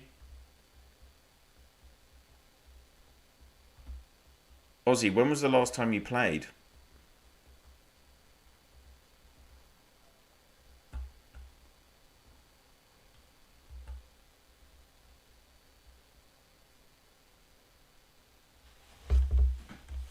I'd also be interested to know if anyone else... Does anyone know if any of the other YouTubers are streaming today? Because I didn't see anything shared on the YouTube channel on the community Discord. And I know the devs had said to me that other people were streaming, but I just wasn't sure who was doing it. So if you know, I just... Because I'd like to check out some of... If they're streaming later, I'd like to go and check out their stream, support their channel as well, because obviously the devs are giving if you can watch other people's streams as well, guys, that would be really appreciated, because obviously the devs are giving YouTubers like myself packs from the game, so if we get like a certain amount of views on our streams, so if you can keep an eye out for announcements in the channels, that would be really appreciated. A lot of the other guys and girls that do their channels, they're doing a great job helping support the community, and they do different stuff to what I do. Like a lot of them are doing, more KE related stuff and things like that. So, it'd be really great to see their channel supported as well. think my state was 534, a bit of it, like a bit over a year ago. Well, Battlefield of Honor started at the start of last year in 22. So, but this is actually the second match, the second fixture of an all-star championship that they're doing, Aussie. So basically, they've split every state in the game into 5 divisions, and each of those divisions are having their own tournament basically, and you start in groups of 4, and there's like 128 groups, I think, and then you start in groups of 4, and then you have 3 opening qualifying fixtures. The winners and the second place teams from each group will go through, and then there's another bigger kind of qualifying type event for those, like a second round basically, and then it's going to go through to a knockout tournament. So it'll be like top 32, and then last 16, last 8 for the quarterfinals, semi-finals, final, etc. So, and it's only just started last Friday, and it's going to be going on into July. So it's quite a cool.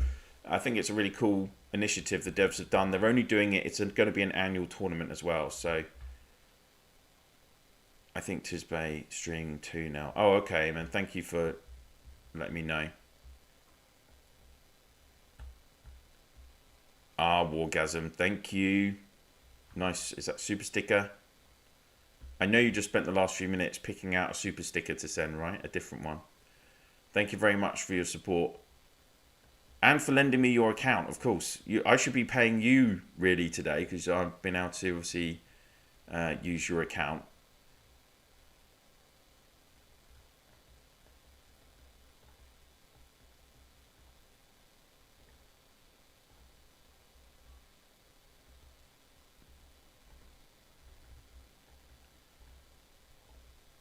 We'll send another Legion. So we're already up to 98,000 points, guys.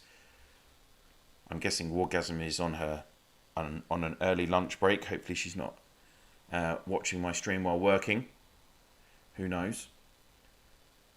Is there going to be an opportunity to change out players during the tourney? Yes, TGN. So I'm pretty sure after the qualifiers, you can change your team. Yes, I'm sure I've seen that in the rules. Yeah. Would you recommend starting the game again?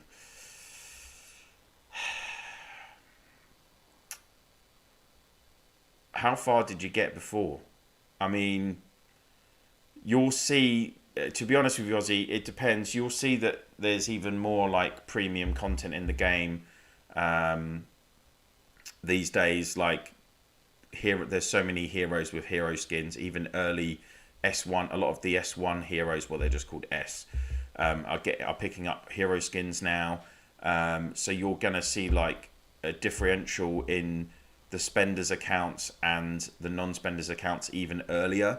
That would be like my one main criticism and like kind of cautionary comment about that, because, you know, obviously beforehand, and with all the research that's available at S2, S4 as well, you know, that's quite a difficult, it's quite a significant step up for, so if you've got, you know, previously spenders would basically max their master, they get all the T9 really quickly, then they would max master warfare and master defense, and then there was quite a big gap until we got like lofty research, etc. But if you're restarting the game from, you know, literally a brand new state, you're going to find like after 6 months, there's going to be that big differential, I feel. I would like to, I would like some change to RSC all the time, etc. Sunday, to you could be able to teleport in a lot of different states, 0 to 100, 100 to 200. There are some dead states that make KE worse. Yeah.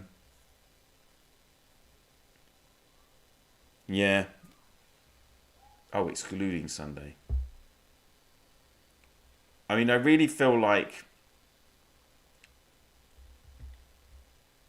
yeah, I really feel like, oh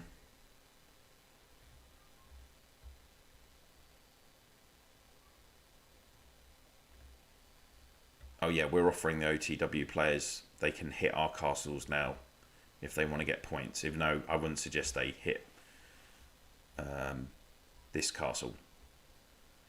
Even though, Dave, sounds like you've already got your 10k anyway. Hopefully the rest of your players do get their 10k, because, you know, then at least you can maximize your rewards. Yeah, what I would say is, I really feel like they need to change up Reign of Chaos as in Eden anyway, right? It's been way too... No, I mean, example Sunday. Okay.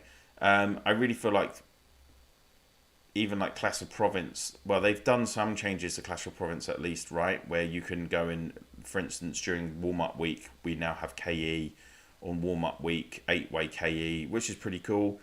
If people ever actually wanted to do KE. I just really feel like maybe a better scenario for KE would be, would be that maybe some part of KE, maybe even just, for instance, on a throne battle, right? If you are in the throne or you're on the mud, for instance, that if you are hit or take part in a battle in that area of the map, none of your troops can be killed, right? They might have, yeah, I think that's the right way of putting it. None of your troops could be killed. I think if you had that kind of functionality or format in the game, because throne battles are one of like the biggest events that we have in the game. Like my most popular live stream was it the 120? Yeah, it was 265 against 120, right? And my second most popular was the 76 versus 78 throne battle. That's what kind of gets everyone going. Yeah, I just really wish they would kind of look at that and maybe put more emphasis on it and think about a fairer way that would encourage people to actually take part. I mean, of course, the other issue is that we have is, which I've banged on about so many times, is that reset is at +3 or +2, is at 2 a.m. or 3 a.m. Or 4 a.m. for those of us in Europe, which is a really unfriendly time, but I get it. It can't work for everyone. But maybe, again, if you did something where reset time changed, or maybe the day start time changed, or like, even in Eden, it would be easy, right? Currently, structures become available at reset every Tuesday, Thursday, and Sunday. Well, why not like put it at like +6 or +12 for one season, something like that, so that that structures become available to hit, right? So that the rest of the community get you get a bit of a respite, because I know that's really put people off as well. I've heard of people getting up and taking part at 3 a.m. They're getting up on 2 hours sleep, 3 hours sleep, and playing Rise of Empires. Like, that's not really, in my mind, healthy, right? Yes, I know you don't sleep, Wargasm. Yeah, there you go. TGN says 3 a.m. like you, so I almost never participate in a throne battle. So these are really common issues that have been, outstanding in the game for such a long time. I just really think this is a strategy game, obviously, and like things like Eden fulfill that purpose and that need, right? In an Eden season, to move through the map and to win, be ranked 1, both the faction and the guild, you need strategy to control the map and gain the most points, but also you need strategy in terms of your diplomacy, working with allies, or maybe even, coming to agreements with your opponents, which is to the benefit of all of you.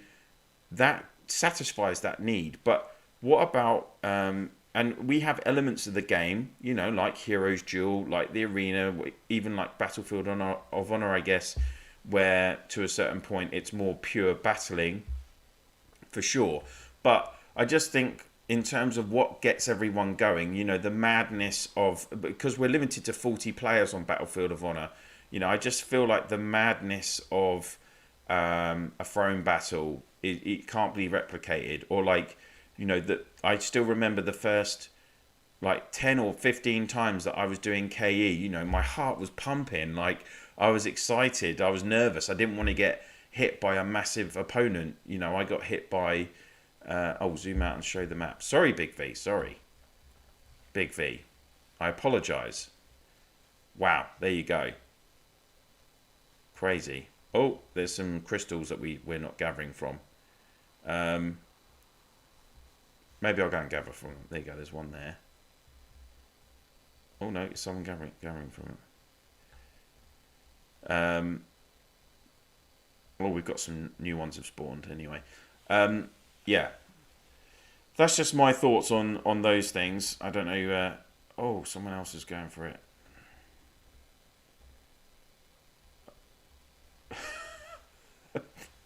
Thanks, V. That's very kind of you. Oh, we're all gathering. We're all gathering. Oh, and the rune's on. Let's. So if you haven't seen before, obviously this icon donates the rune. So I think Tabe, yeah, she's only got 2.3 G of power, by the way. She's escorting the rune again. It's the last one of the battle because you only get 3. It will go to that relay, and then it will go on to the second relay, and then you get 7,000 points. Which means that, again, at this current rate, we are going to go over 130,000 points. So that's really nice.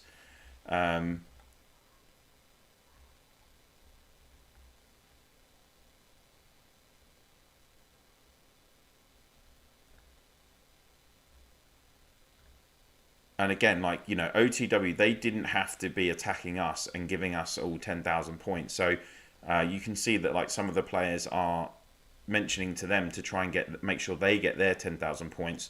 So it's nice to see the battles being, you know, is taking place in a fair-minded manner and a good spirit. So, Christy, I have 1 year that I play this game, and only 3 times we have made the throne battle. There you go. I mean,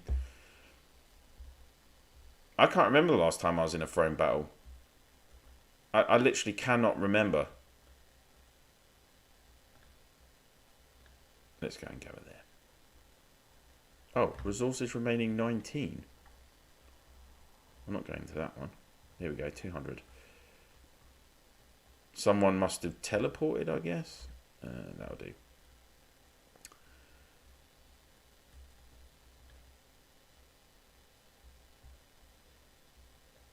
So we're nearly there, guys. We're down to 7 minutes.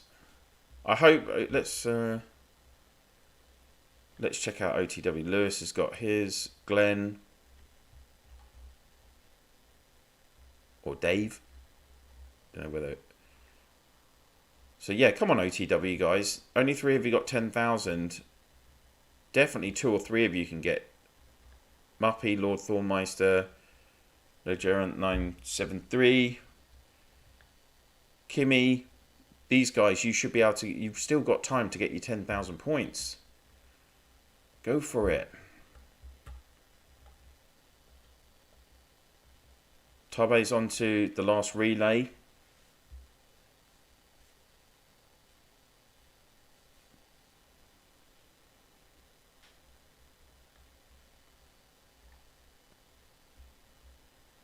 One minute left, and that's another 7,000 points. So that will take us over 130,000. So that's really good.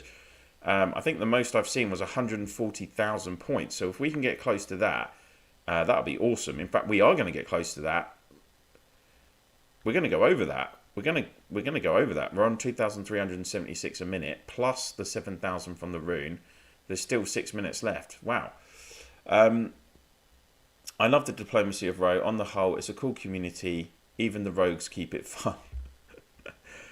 Yeah, I mean, I've got like I love seeing, you know, all the different groups. You know, 12,000 people on Discord or whatever it is now, on the community Discord. I'm going to go and check actually. Yeah, it is 212,000, 603 to be exact. You know, there's always some people lurking around in global chat or in one of the other discussion boards. You know, I love how people have set up so many. You know, you've got Pablo with his, he's done Reddit and he's got his L96 app. Vasky has done his app, Row Academy app. Like, there's so many, you know, how many YouTube channels out there are there? There's probably 100 of us now. You know, compared to when I first started, when maybe there was like a dozen. So there are so many people out there creating content for Row, which is really great. I do feel like, there are always a few. The game's reflective of society, isn't it? Like there's always a few rogues out there, but on the whole, people generally get on well and collaborate well together as well. And like I say, I've seen some nastiness quite a long time ago in the game, like maybe 3 or 4 years ago. But the last couple of years, I haven't really seen anything significant. Everyone's usually pretty chilled. Usually. There you go, Big V's bigging up Row Academy. Yeah, there's a lot of useful resources out there, guys. That's for sure.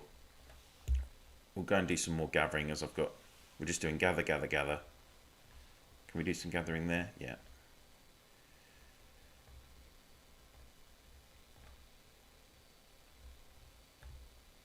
Four minutes left. We're over 140,000 points. Great job, guys. Wow. Everyone's done really well. We got the full 20 in attendance taking part as well. 40% coverage on the map. I don't think I've seen coverage that high before. It's quite funny. Look at that. We just went a bit mental here, I think. Yeah, Big V, go. If Wargasm tells you to go gathering, you better go gathering, mate. Otherwise, you're going to be in big trouble. Thank you to OTW for taking part. It's just a shame we had too big a differential at the start of the game. I know some more of you have turned up, but still, like 7 players, it's just too big. You can maybe get away with having 1 or 2 players less against opponents who aren't very organised, for instance. But like I say, like I know that we are very, very organised. So they've got a command centre. So we're pushing. It's going to be really close. Oh, you left the map. You could have been. You should have been contributing to our points by gathering, V.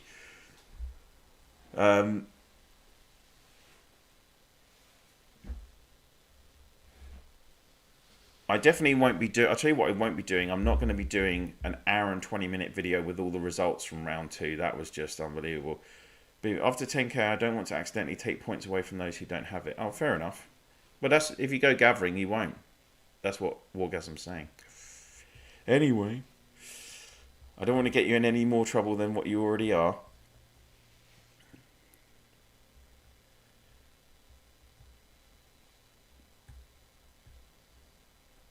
Two minutes left. Can't believe it's nearly 4 o'clock here already. I'm looking forward to my Chinese later. Really looking forward to my last ever Chinese at my favourite Chinese restaurant. Never mind. Thank you to the 55 of you that are currently watching. It's much appreciated. Of course, after the battle's finished, I will be hanging around for an hour or so we can, if anyone wants to chat or check out Wargasm's account, because as I say, she's got a really strong account. We can have a look or just general road chat. I'm up for it, but if everyone's wanting to get on with their Friday afternoons or mornings, then of course I will head off as well. Mrs. Pond would probably prefer if I do some gardening and other general housework. I've already had a trip to B&Q today, which for those of you that aren't from the UK, that's like a Home Depot for you Americans. And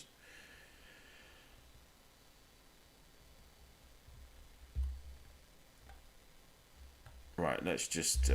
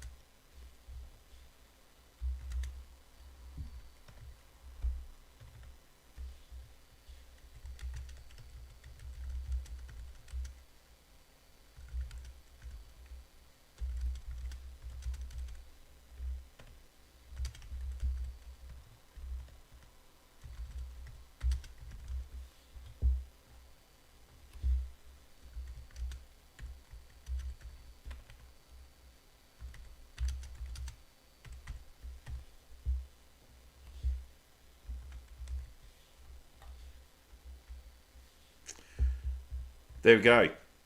100. Oh, we did it. 151,000 points. Awesome. Great job, everyone from COH. Amazing. TGN, Row Academy, tell me more. I've used the handbook for hero help, but it assumes a little too much that I have 50 maxed heroes. Yeah, Row Academy, it's an app as well, so you can just find it on the App Store or Google Play, I think. Logan, oh, no problem. I've been enjoying your videos for a few years now, but I do appreciate what you do. Awesome. Thank you, guys. What was my personal score? We just got enough. 11,898, ranked 14th, which is fine. We didn't need to be ranked 1. Hi, bro. Can you show Imperial Guard research, please? Okay. Paul. Hi, mate. Great job. Thank you. That's 2 wins for us. Yes, it is. 1 more to go to progress. Hey, Pond, I'm a fan. Where are you with the C30 progress? I'm looking forward to the C30 video. Good shout. So, just again, reminder. I'm currently in Wargasm's account because to take for the live stream just for this. We use 69 teleports. Gathering score of 28,000. Territory score 33,000. Occupying 68,000. Escort 21,000. Total score of 151,730. Amazing. So we're going to exit out of there now anyway because it was doing the exit countdown. Oh yeah, don't forget likes, please. Don't forget likes. Aussie B, C30 is max now. Yeah, so they did this whole castle era expansion, Aussie. I'll show you in a second once we're back on the normal map, because it's just exiting out of Battlefield of Honor, because Battlefield of Honor is like your Eden maps. It's on like a separate server, even though it has Wargasm. No, it should be fine. Here it goes.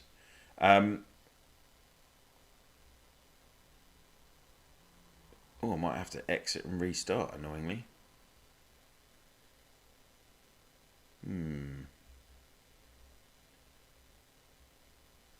Didn't like that, did it? Oh no, we're done. We're done. Whew. Okay.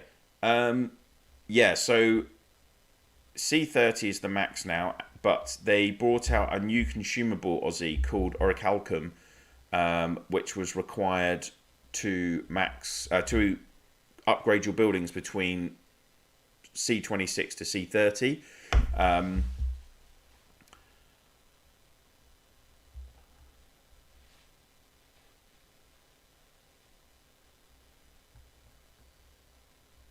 So let's just show, for instance, any kind of... Here we go.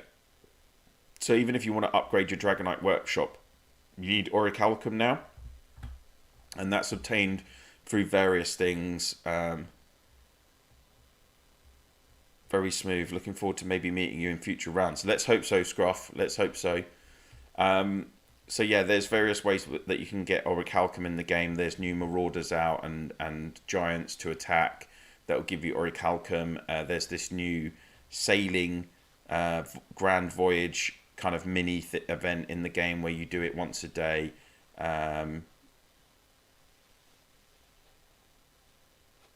So yeah, it's there's loads of things to do with that. In terms of my C30 progress in my account, I am doing okay. I need to upgrade some more of my houses. For the I need to upgrade some more of my houses for the for the population requirement, and you need about 8,000 Orichalcum just for the actual castle upgrade as well.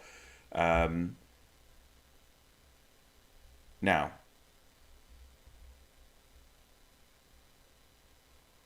Imperial Guard research. Let's have a look, Don. Here we go. So Imperial is available from S2. You've got Footman Might, Cavalry, then you've got Might, then Resistance, and then it switches across the 3 troop types. So you've got your Footman skill resistance, that's tactical, and skill, it means they mean tactical. 5% boost there. Fanaticism, that's your HP, an extra 5%. You're going to then get Siege Defense Might and Siege Might for attacking. Skill Might, 5%. So that's Tactical Might again. More, and then some Defense and Siege Resistance. And then you can unlock your T10. You can have up to 3 million of them as the base limit with higher caps for later seasons. So once you get to this section, you unlock your T10 troops. And obviously, like I say, there's 3 different sections you have to complete to get down to each one, which Wargasm's already done. And then you're looking at increasing more tactical resistance and tactical might straight after this, which you can get up to another 5% of each, which is okay. And you can see we're using courage medals for this, 1,000 for that level. There's quite a few levels. Look at this, Damascus skill too. So increased footman might, 40 levels to get another 10% might. But I guess that keeps you going, doesn't it? And that's using courage medals. More siege might, defense resistance, and normal resistance. Another fanaticism, which is your extra HP, which will give you another 10 HP. 40 levels of that though, wool. And is base increase in might what it sounds like. So 0.1% makes a better increase than, let's say, 3% might. Yes, if it's a base increase, that is better, yeah. And then unlock footman skills for some soldiers. That needs courage medals as well. I thought that would be more expensive. Well, even though you have to max everything else. So maybe that's why it's expensive. So there we go. That's Imperial Guards. So it must take quite a long time actually to max everything. You can see Wargasm's working her way through it, but of course it takes a lot of courage medals. So and then Guard Rally, it's giving more mights, resistance. There you go, higher amount of cap of level 10 soldiers. You can increase it to 5 million. Extra might, extra resistance. I'm just clicking on the cavalry ones. Oh, you can increase the level 10 cap again. 15 million. There you go. So that's going to be really key for people. Guard Strike increases all soldiers' might. That's extra resistance. Another increase on Guard Rally to 30 million troops. It's not actually that expensive. At that level anyway. And then you've got tactical resistance, 5% extra. Tactical might, it will be 5% as well. Extra HP, is it 5%? Yeah. Oh, guard morale. All units HP increase as well. Another 5%. So that's 10% extra HP from that little section. Wow, this has got a lot on it. More siege defense might, siege defense resistance, and then finally you can max, oh my word, what's that, 160 million? More than that. Who's going to need that many T10 troops? So if you do eventually finish Guard Rally, you can have a crazy amount. So yeah, that's a crazy amount of stuff. TGN, right, stuff to do. Thanks for the live stream, mate. See you. Thanks for clocking in. Thanks for your contribution. It's always good to have a chat with people on the streams and just be able to interact with you all. So thank you very much for popping in, TGN. Good luck with your hero combos. I hope you found the advice useful today, and I hope to see you again soon. Have a good weekend. The expensive side is the time taken to upgrade each research. Yes, you're right, JD, of course. Yeah, some of the research times are crazy. I want to kind of, Aussie's looking to, I want to check the game out again. Looks way different. Yeah, there is so much more. Don, thank you. Well, that is a lot of courage medals.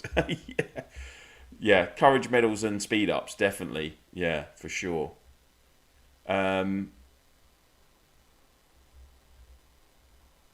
Yeah, Aussie, like, we've got all the heroes have got these skins now, for instance, which give extra attributes. So the bio attributes give extra might, defense, resistance, tactical might, tactical resistance, HP, and troop damage. Even though, depending on what type of hero they are, these stats aren't exactly the same. Some are more defensive, some are more attacking.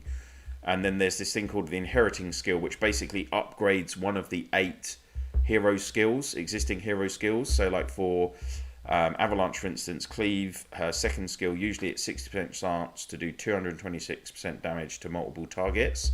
And this makes it require 1 round of prep, which is to do with her synergizing with El Cid and with Jeanne d'Arc, 2 other cavalry heroes.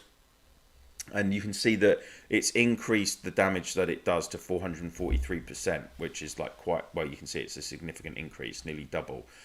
So that's the kind of thing that does. And then last thing is preserving skill, which will give like some permanent attributes. So for instance, the hero's squad takes 5% less damage. The hero's legion deals 2% more skill damage, which is really good. That everyone's doing more damage. Cheers, Pong. Got my 325 EOK match next hour. Good luck, CG. I hope it goes well. 325. So we're not in the same division, unfortunately. Hopefully you guys will get the win.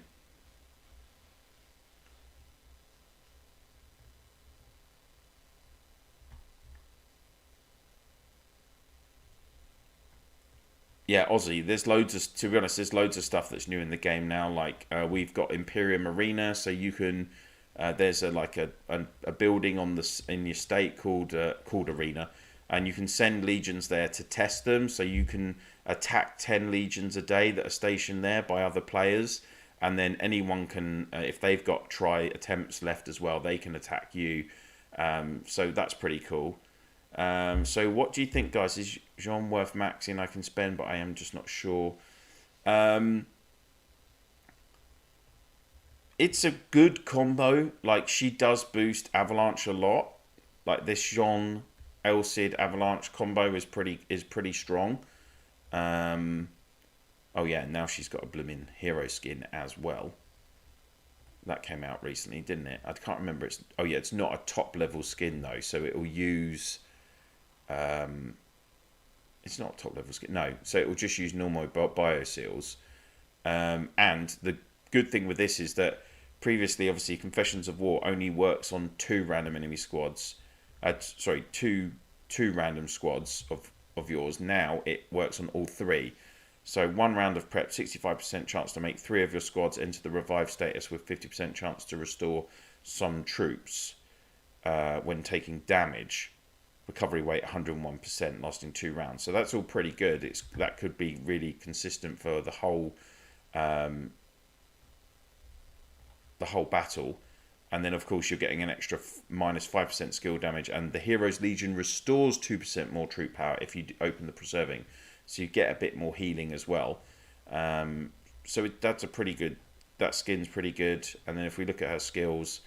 1 round of prep, 50% chance to deal 477% damage to 2 random enemy squads within the valid range and make the squad take 30% more skill damage. So that's quite a good extra 30% damage to 2 random enemy squads. That the actual base damage of the attack is not amazing. Her 5th skill, as we said, will do a lot of healing.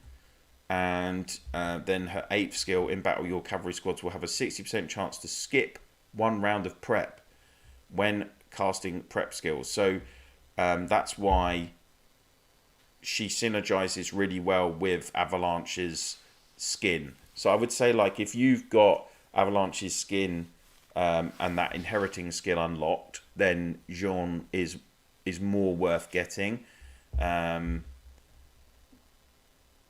It's a shame this is only for cavalry squads. Like, if they had made it any squad, I would be interested to see how she worked with, like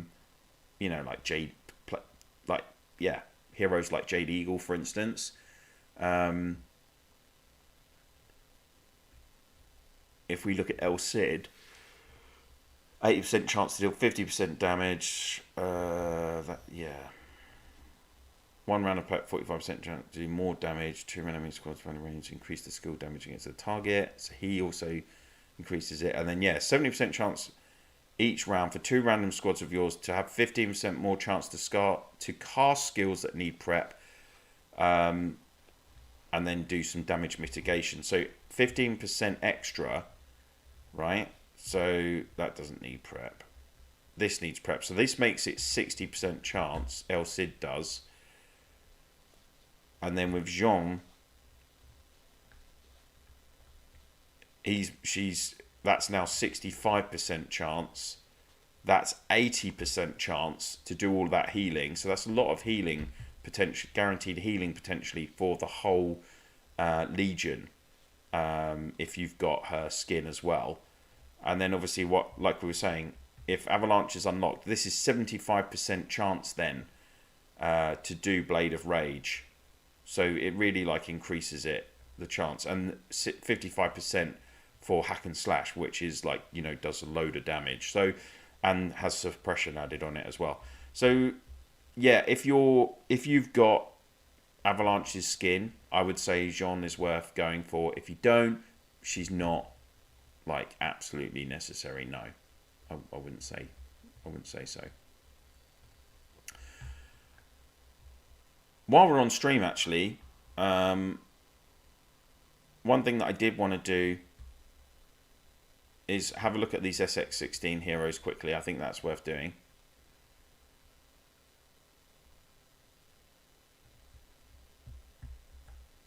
Because Wargasm has one of them in her account.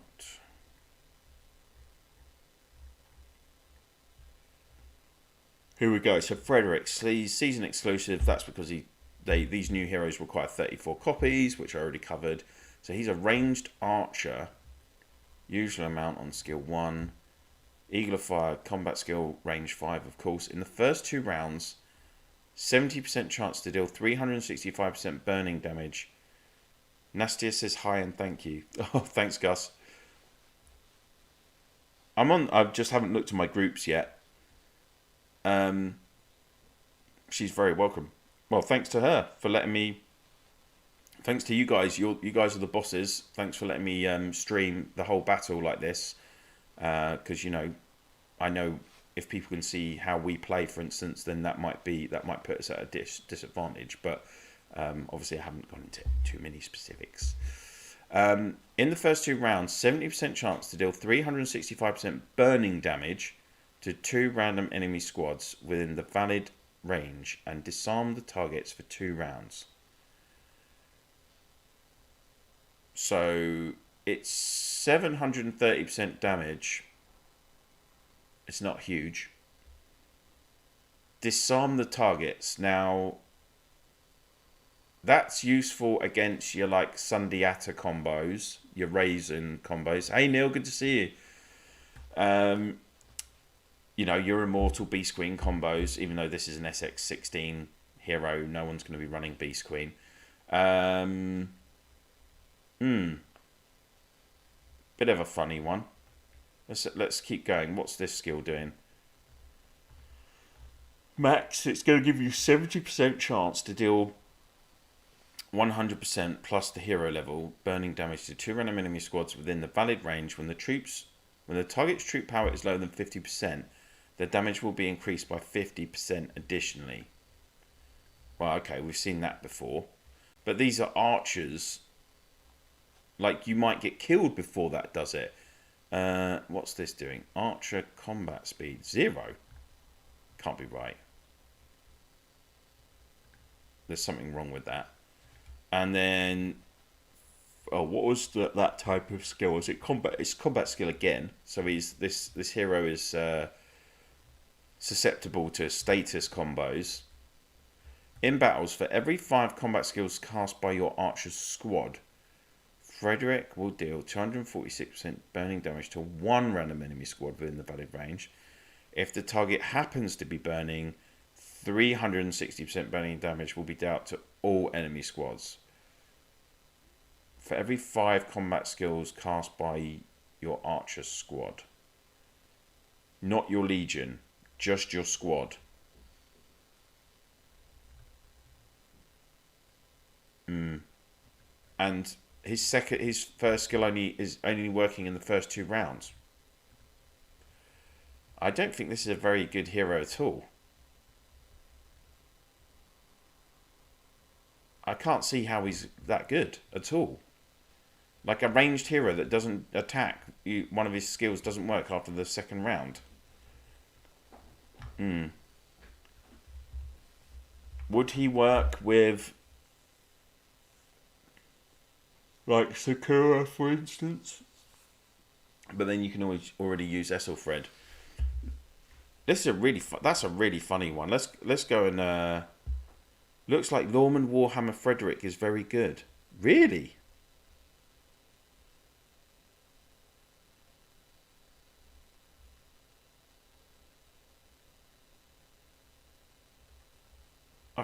I find that really surprising. But fair enough. I'll take your word for it, Big V. Right, let's check out our Roman Caesar. Gnaeus Pompey, the Magnus Consul. Oh, he's a consul. So he's a support cavalry hero. Okay. After a normal attack, 50% chance to deal 426% damage to 2 random enemy squads within the valid range. In Viber chat, there is examples of its battle. Oh, okay, fine. I'll check it out later. Okay. Additional attack, which used to be called passive skill. So this is a basic attack hero. What's my Viber info? Oh, blimey. I don't, to be honest with you, Mexicana, I don't chat on Viber because you're welcome, Nastia. I'm already online, I'm already on Discord, and I'm already on here. So that's why I'm a little bit too busy. Well, you just asked the COH guys. I've got like 500 messages on Viber to catch up on, I think, from them. So I really struggle with that, unfortunately. Let's look at this hero. 50% chance to deal 426% damage. So that's quite good damage for a 2nd skill. Effective range of 4. So yeah, that's working with it being support, middle row. The extra 50% resistance, the extra 50% might. That was combat, wasn't it? Oh, no, passive, sorry. Right, now this is prep, pre-battle. Starting round 5, your cavalry squad will deal 20% more physical damage after an additional attack. Lasting till the battle ends. Stackable for up to 5 layers.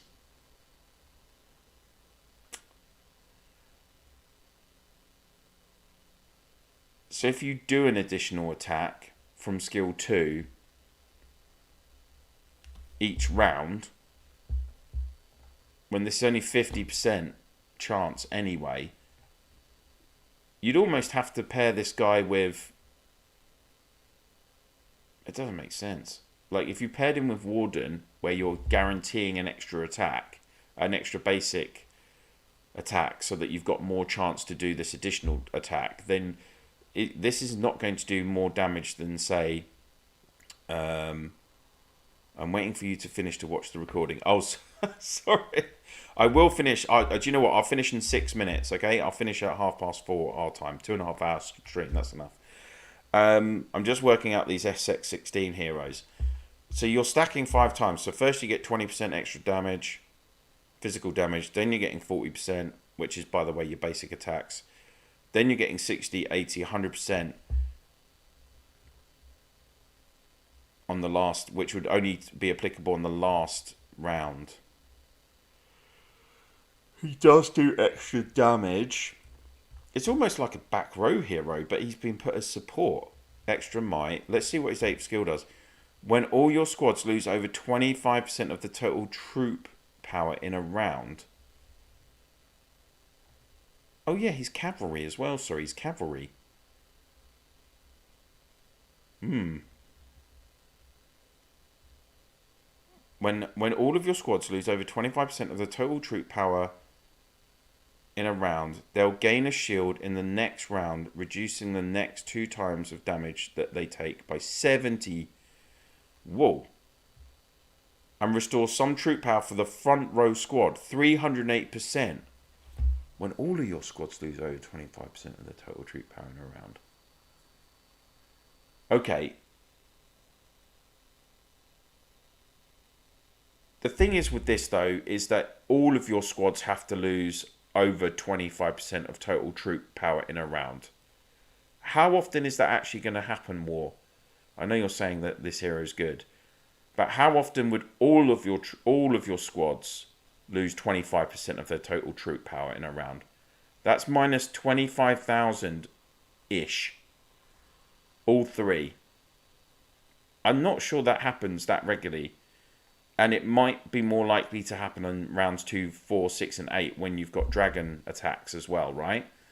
So let's just take that as an example. You could theoretically have this action 4 times in a battle.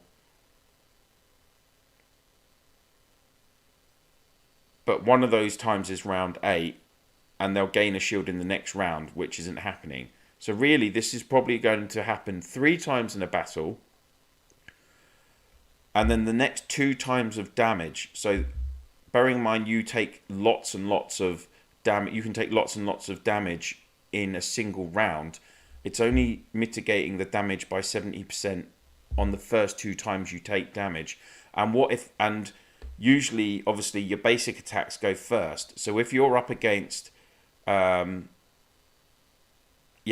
you do a,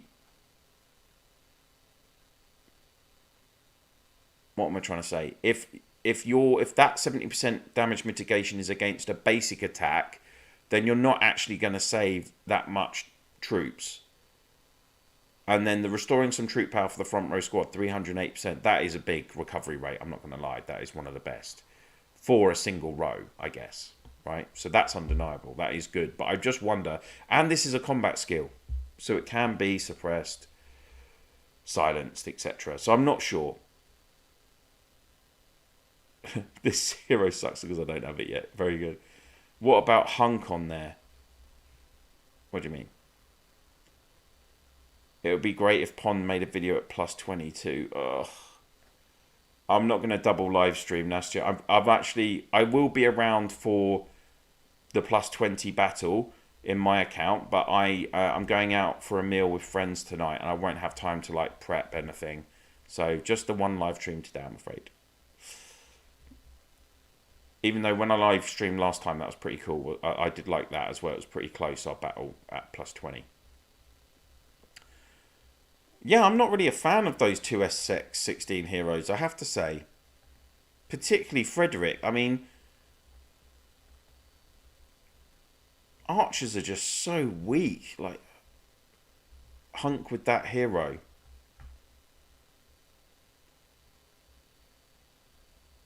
Well, you don't want Hunk with that hero because Hunk's reducing the damage that you take by 50%. War. Right? You need... You're welcome, Abel. Thanks for joining. Look, because don't forget, if for the first 6 rounds, Hunk is mitigating 50% of the damage you take. So you're not going to lose over 25% of your total troop power until that one round where Hunk chucks it all on. Then on that round, you would benefit from this skill for sure. But that means by having Hunk on, you're only guaranteeing that this will work once a battle war. So I don't think you can put Hunk with this hero. Next Friday. Maybe I could do next Friday, yes, because I'll be off the following day. Oh no, I can't. I'm away next weekend. I'm away. We're visiting friends. I have a life outside of Row. Shock horror.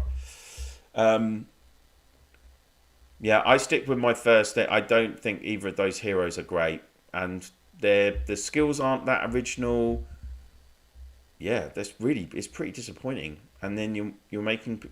Don't forget as well.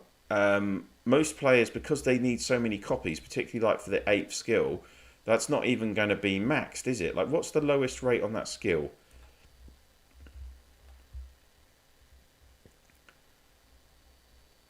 It's so low. Look, 38% recovery and only 7% damage mitigation.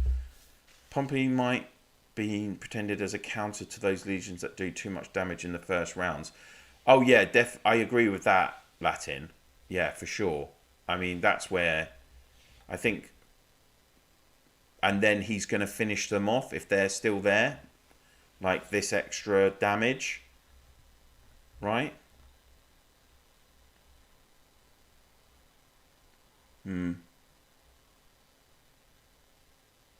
After a normal attack, 50% chance to deal 426% damage. I just don't know. Just not sure about him. Like where he fits. Like who do you put him with? It's a bit of a weird one. It is a bit of a weird one. Right, guys, it is 4:30. I do have to go and teach Vorgasm to make videos. I'm sure she can do it herself. Don't worry about that. She's a smart cookie. Right, guys, I've been streaming for 2.5 hours. I've got to go and do a few bits for Mrs. Pond before I go and collect baby Pond from her childminders. So I think I'm going to call it a day on the stream for today. So I hope you've enjoyed this Battlefield of Honor All-Star Championship qualifying round 2 video. And I hope you guys will support others. Like I said, I hope you'll support other YouTubers who are streaming the championships over the coming few weeks. Probably Rosen to use the debuff if triggered Pompey and maybe another hero, I don't know, like Sid or another. The only problem with Latin is that that extra damage that he's doing comes in from round 5 and Rosen only does the extra basic attacks from round 3. So even though she would then be doing the stacked extra damage as well, I don't know. There we go. Or Sid, I don't know, like Sid or another killer. Yeah, but Sid's more paired with Avalanche and has that prep, you know, is boosting prep skills. So I don't think they really synergize. Like I say, it's a pretty tough one. There we go, guys. If you have liked this live stream, please do click on that like. Please do share the stream and my channel in your Alliance chat, Province chat, and through Line, WhatsApp, Viber, Discord, wherever you use to communicate with your fellow players in the game. Thank you so much for watching.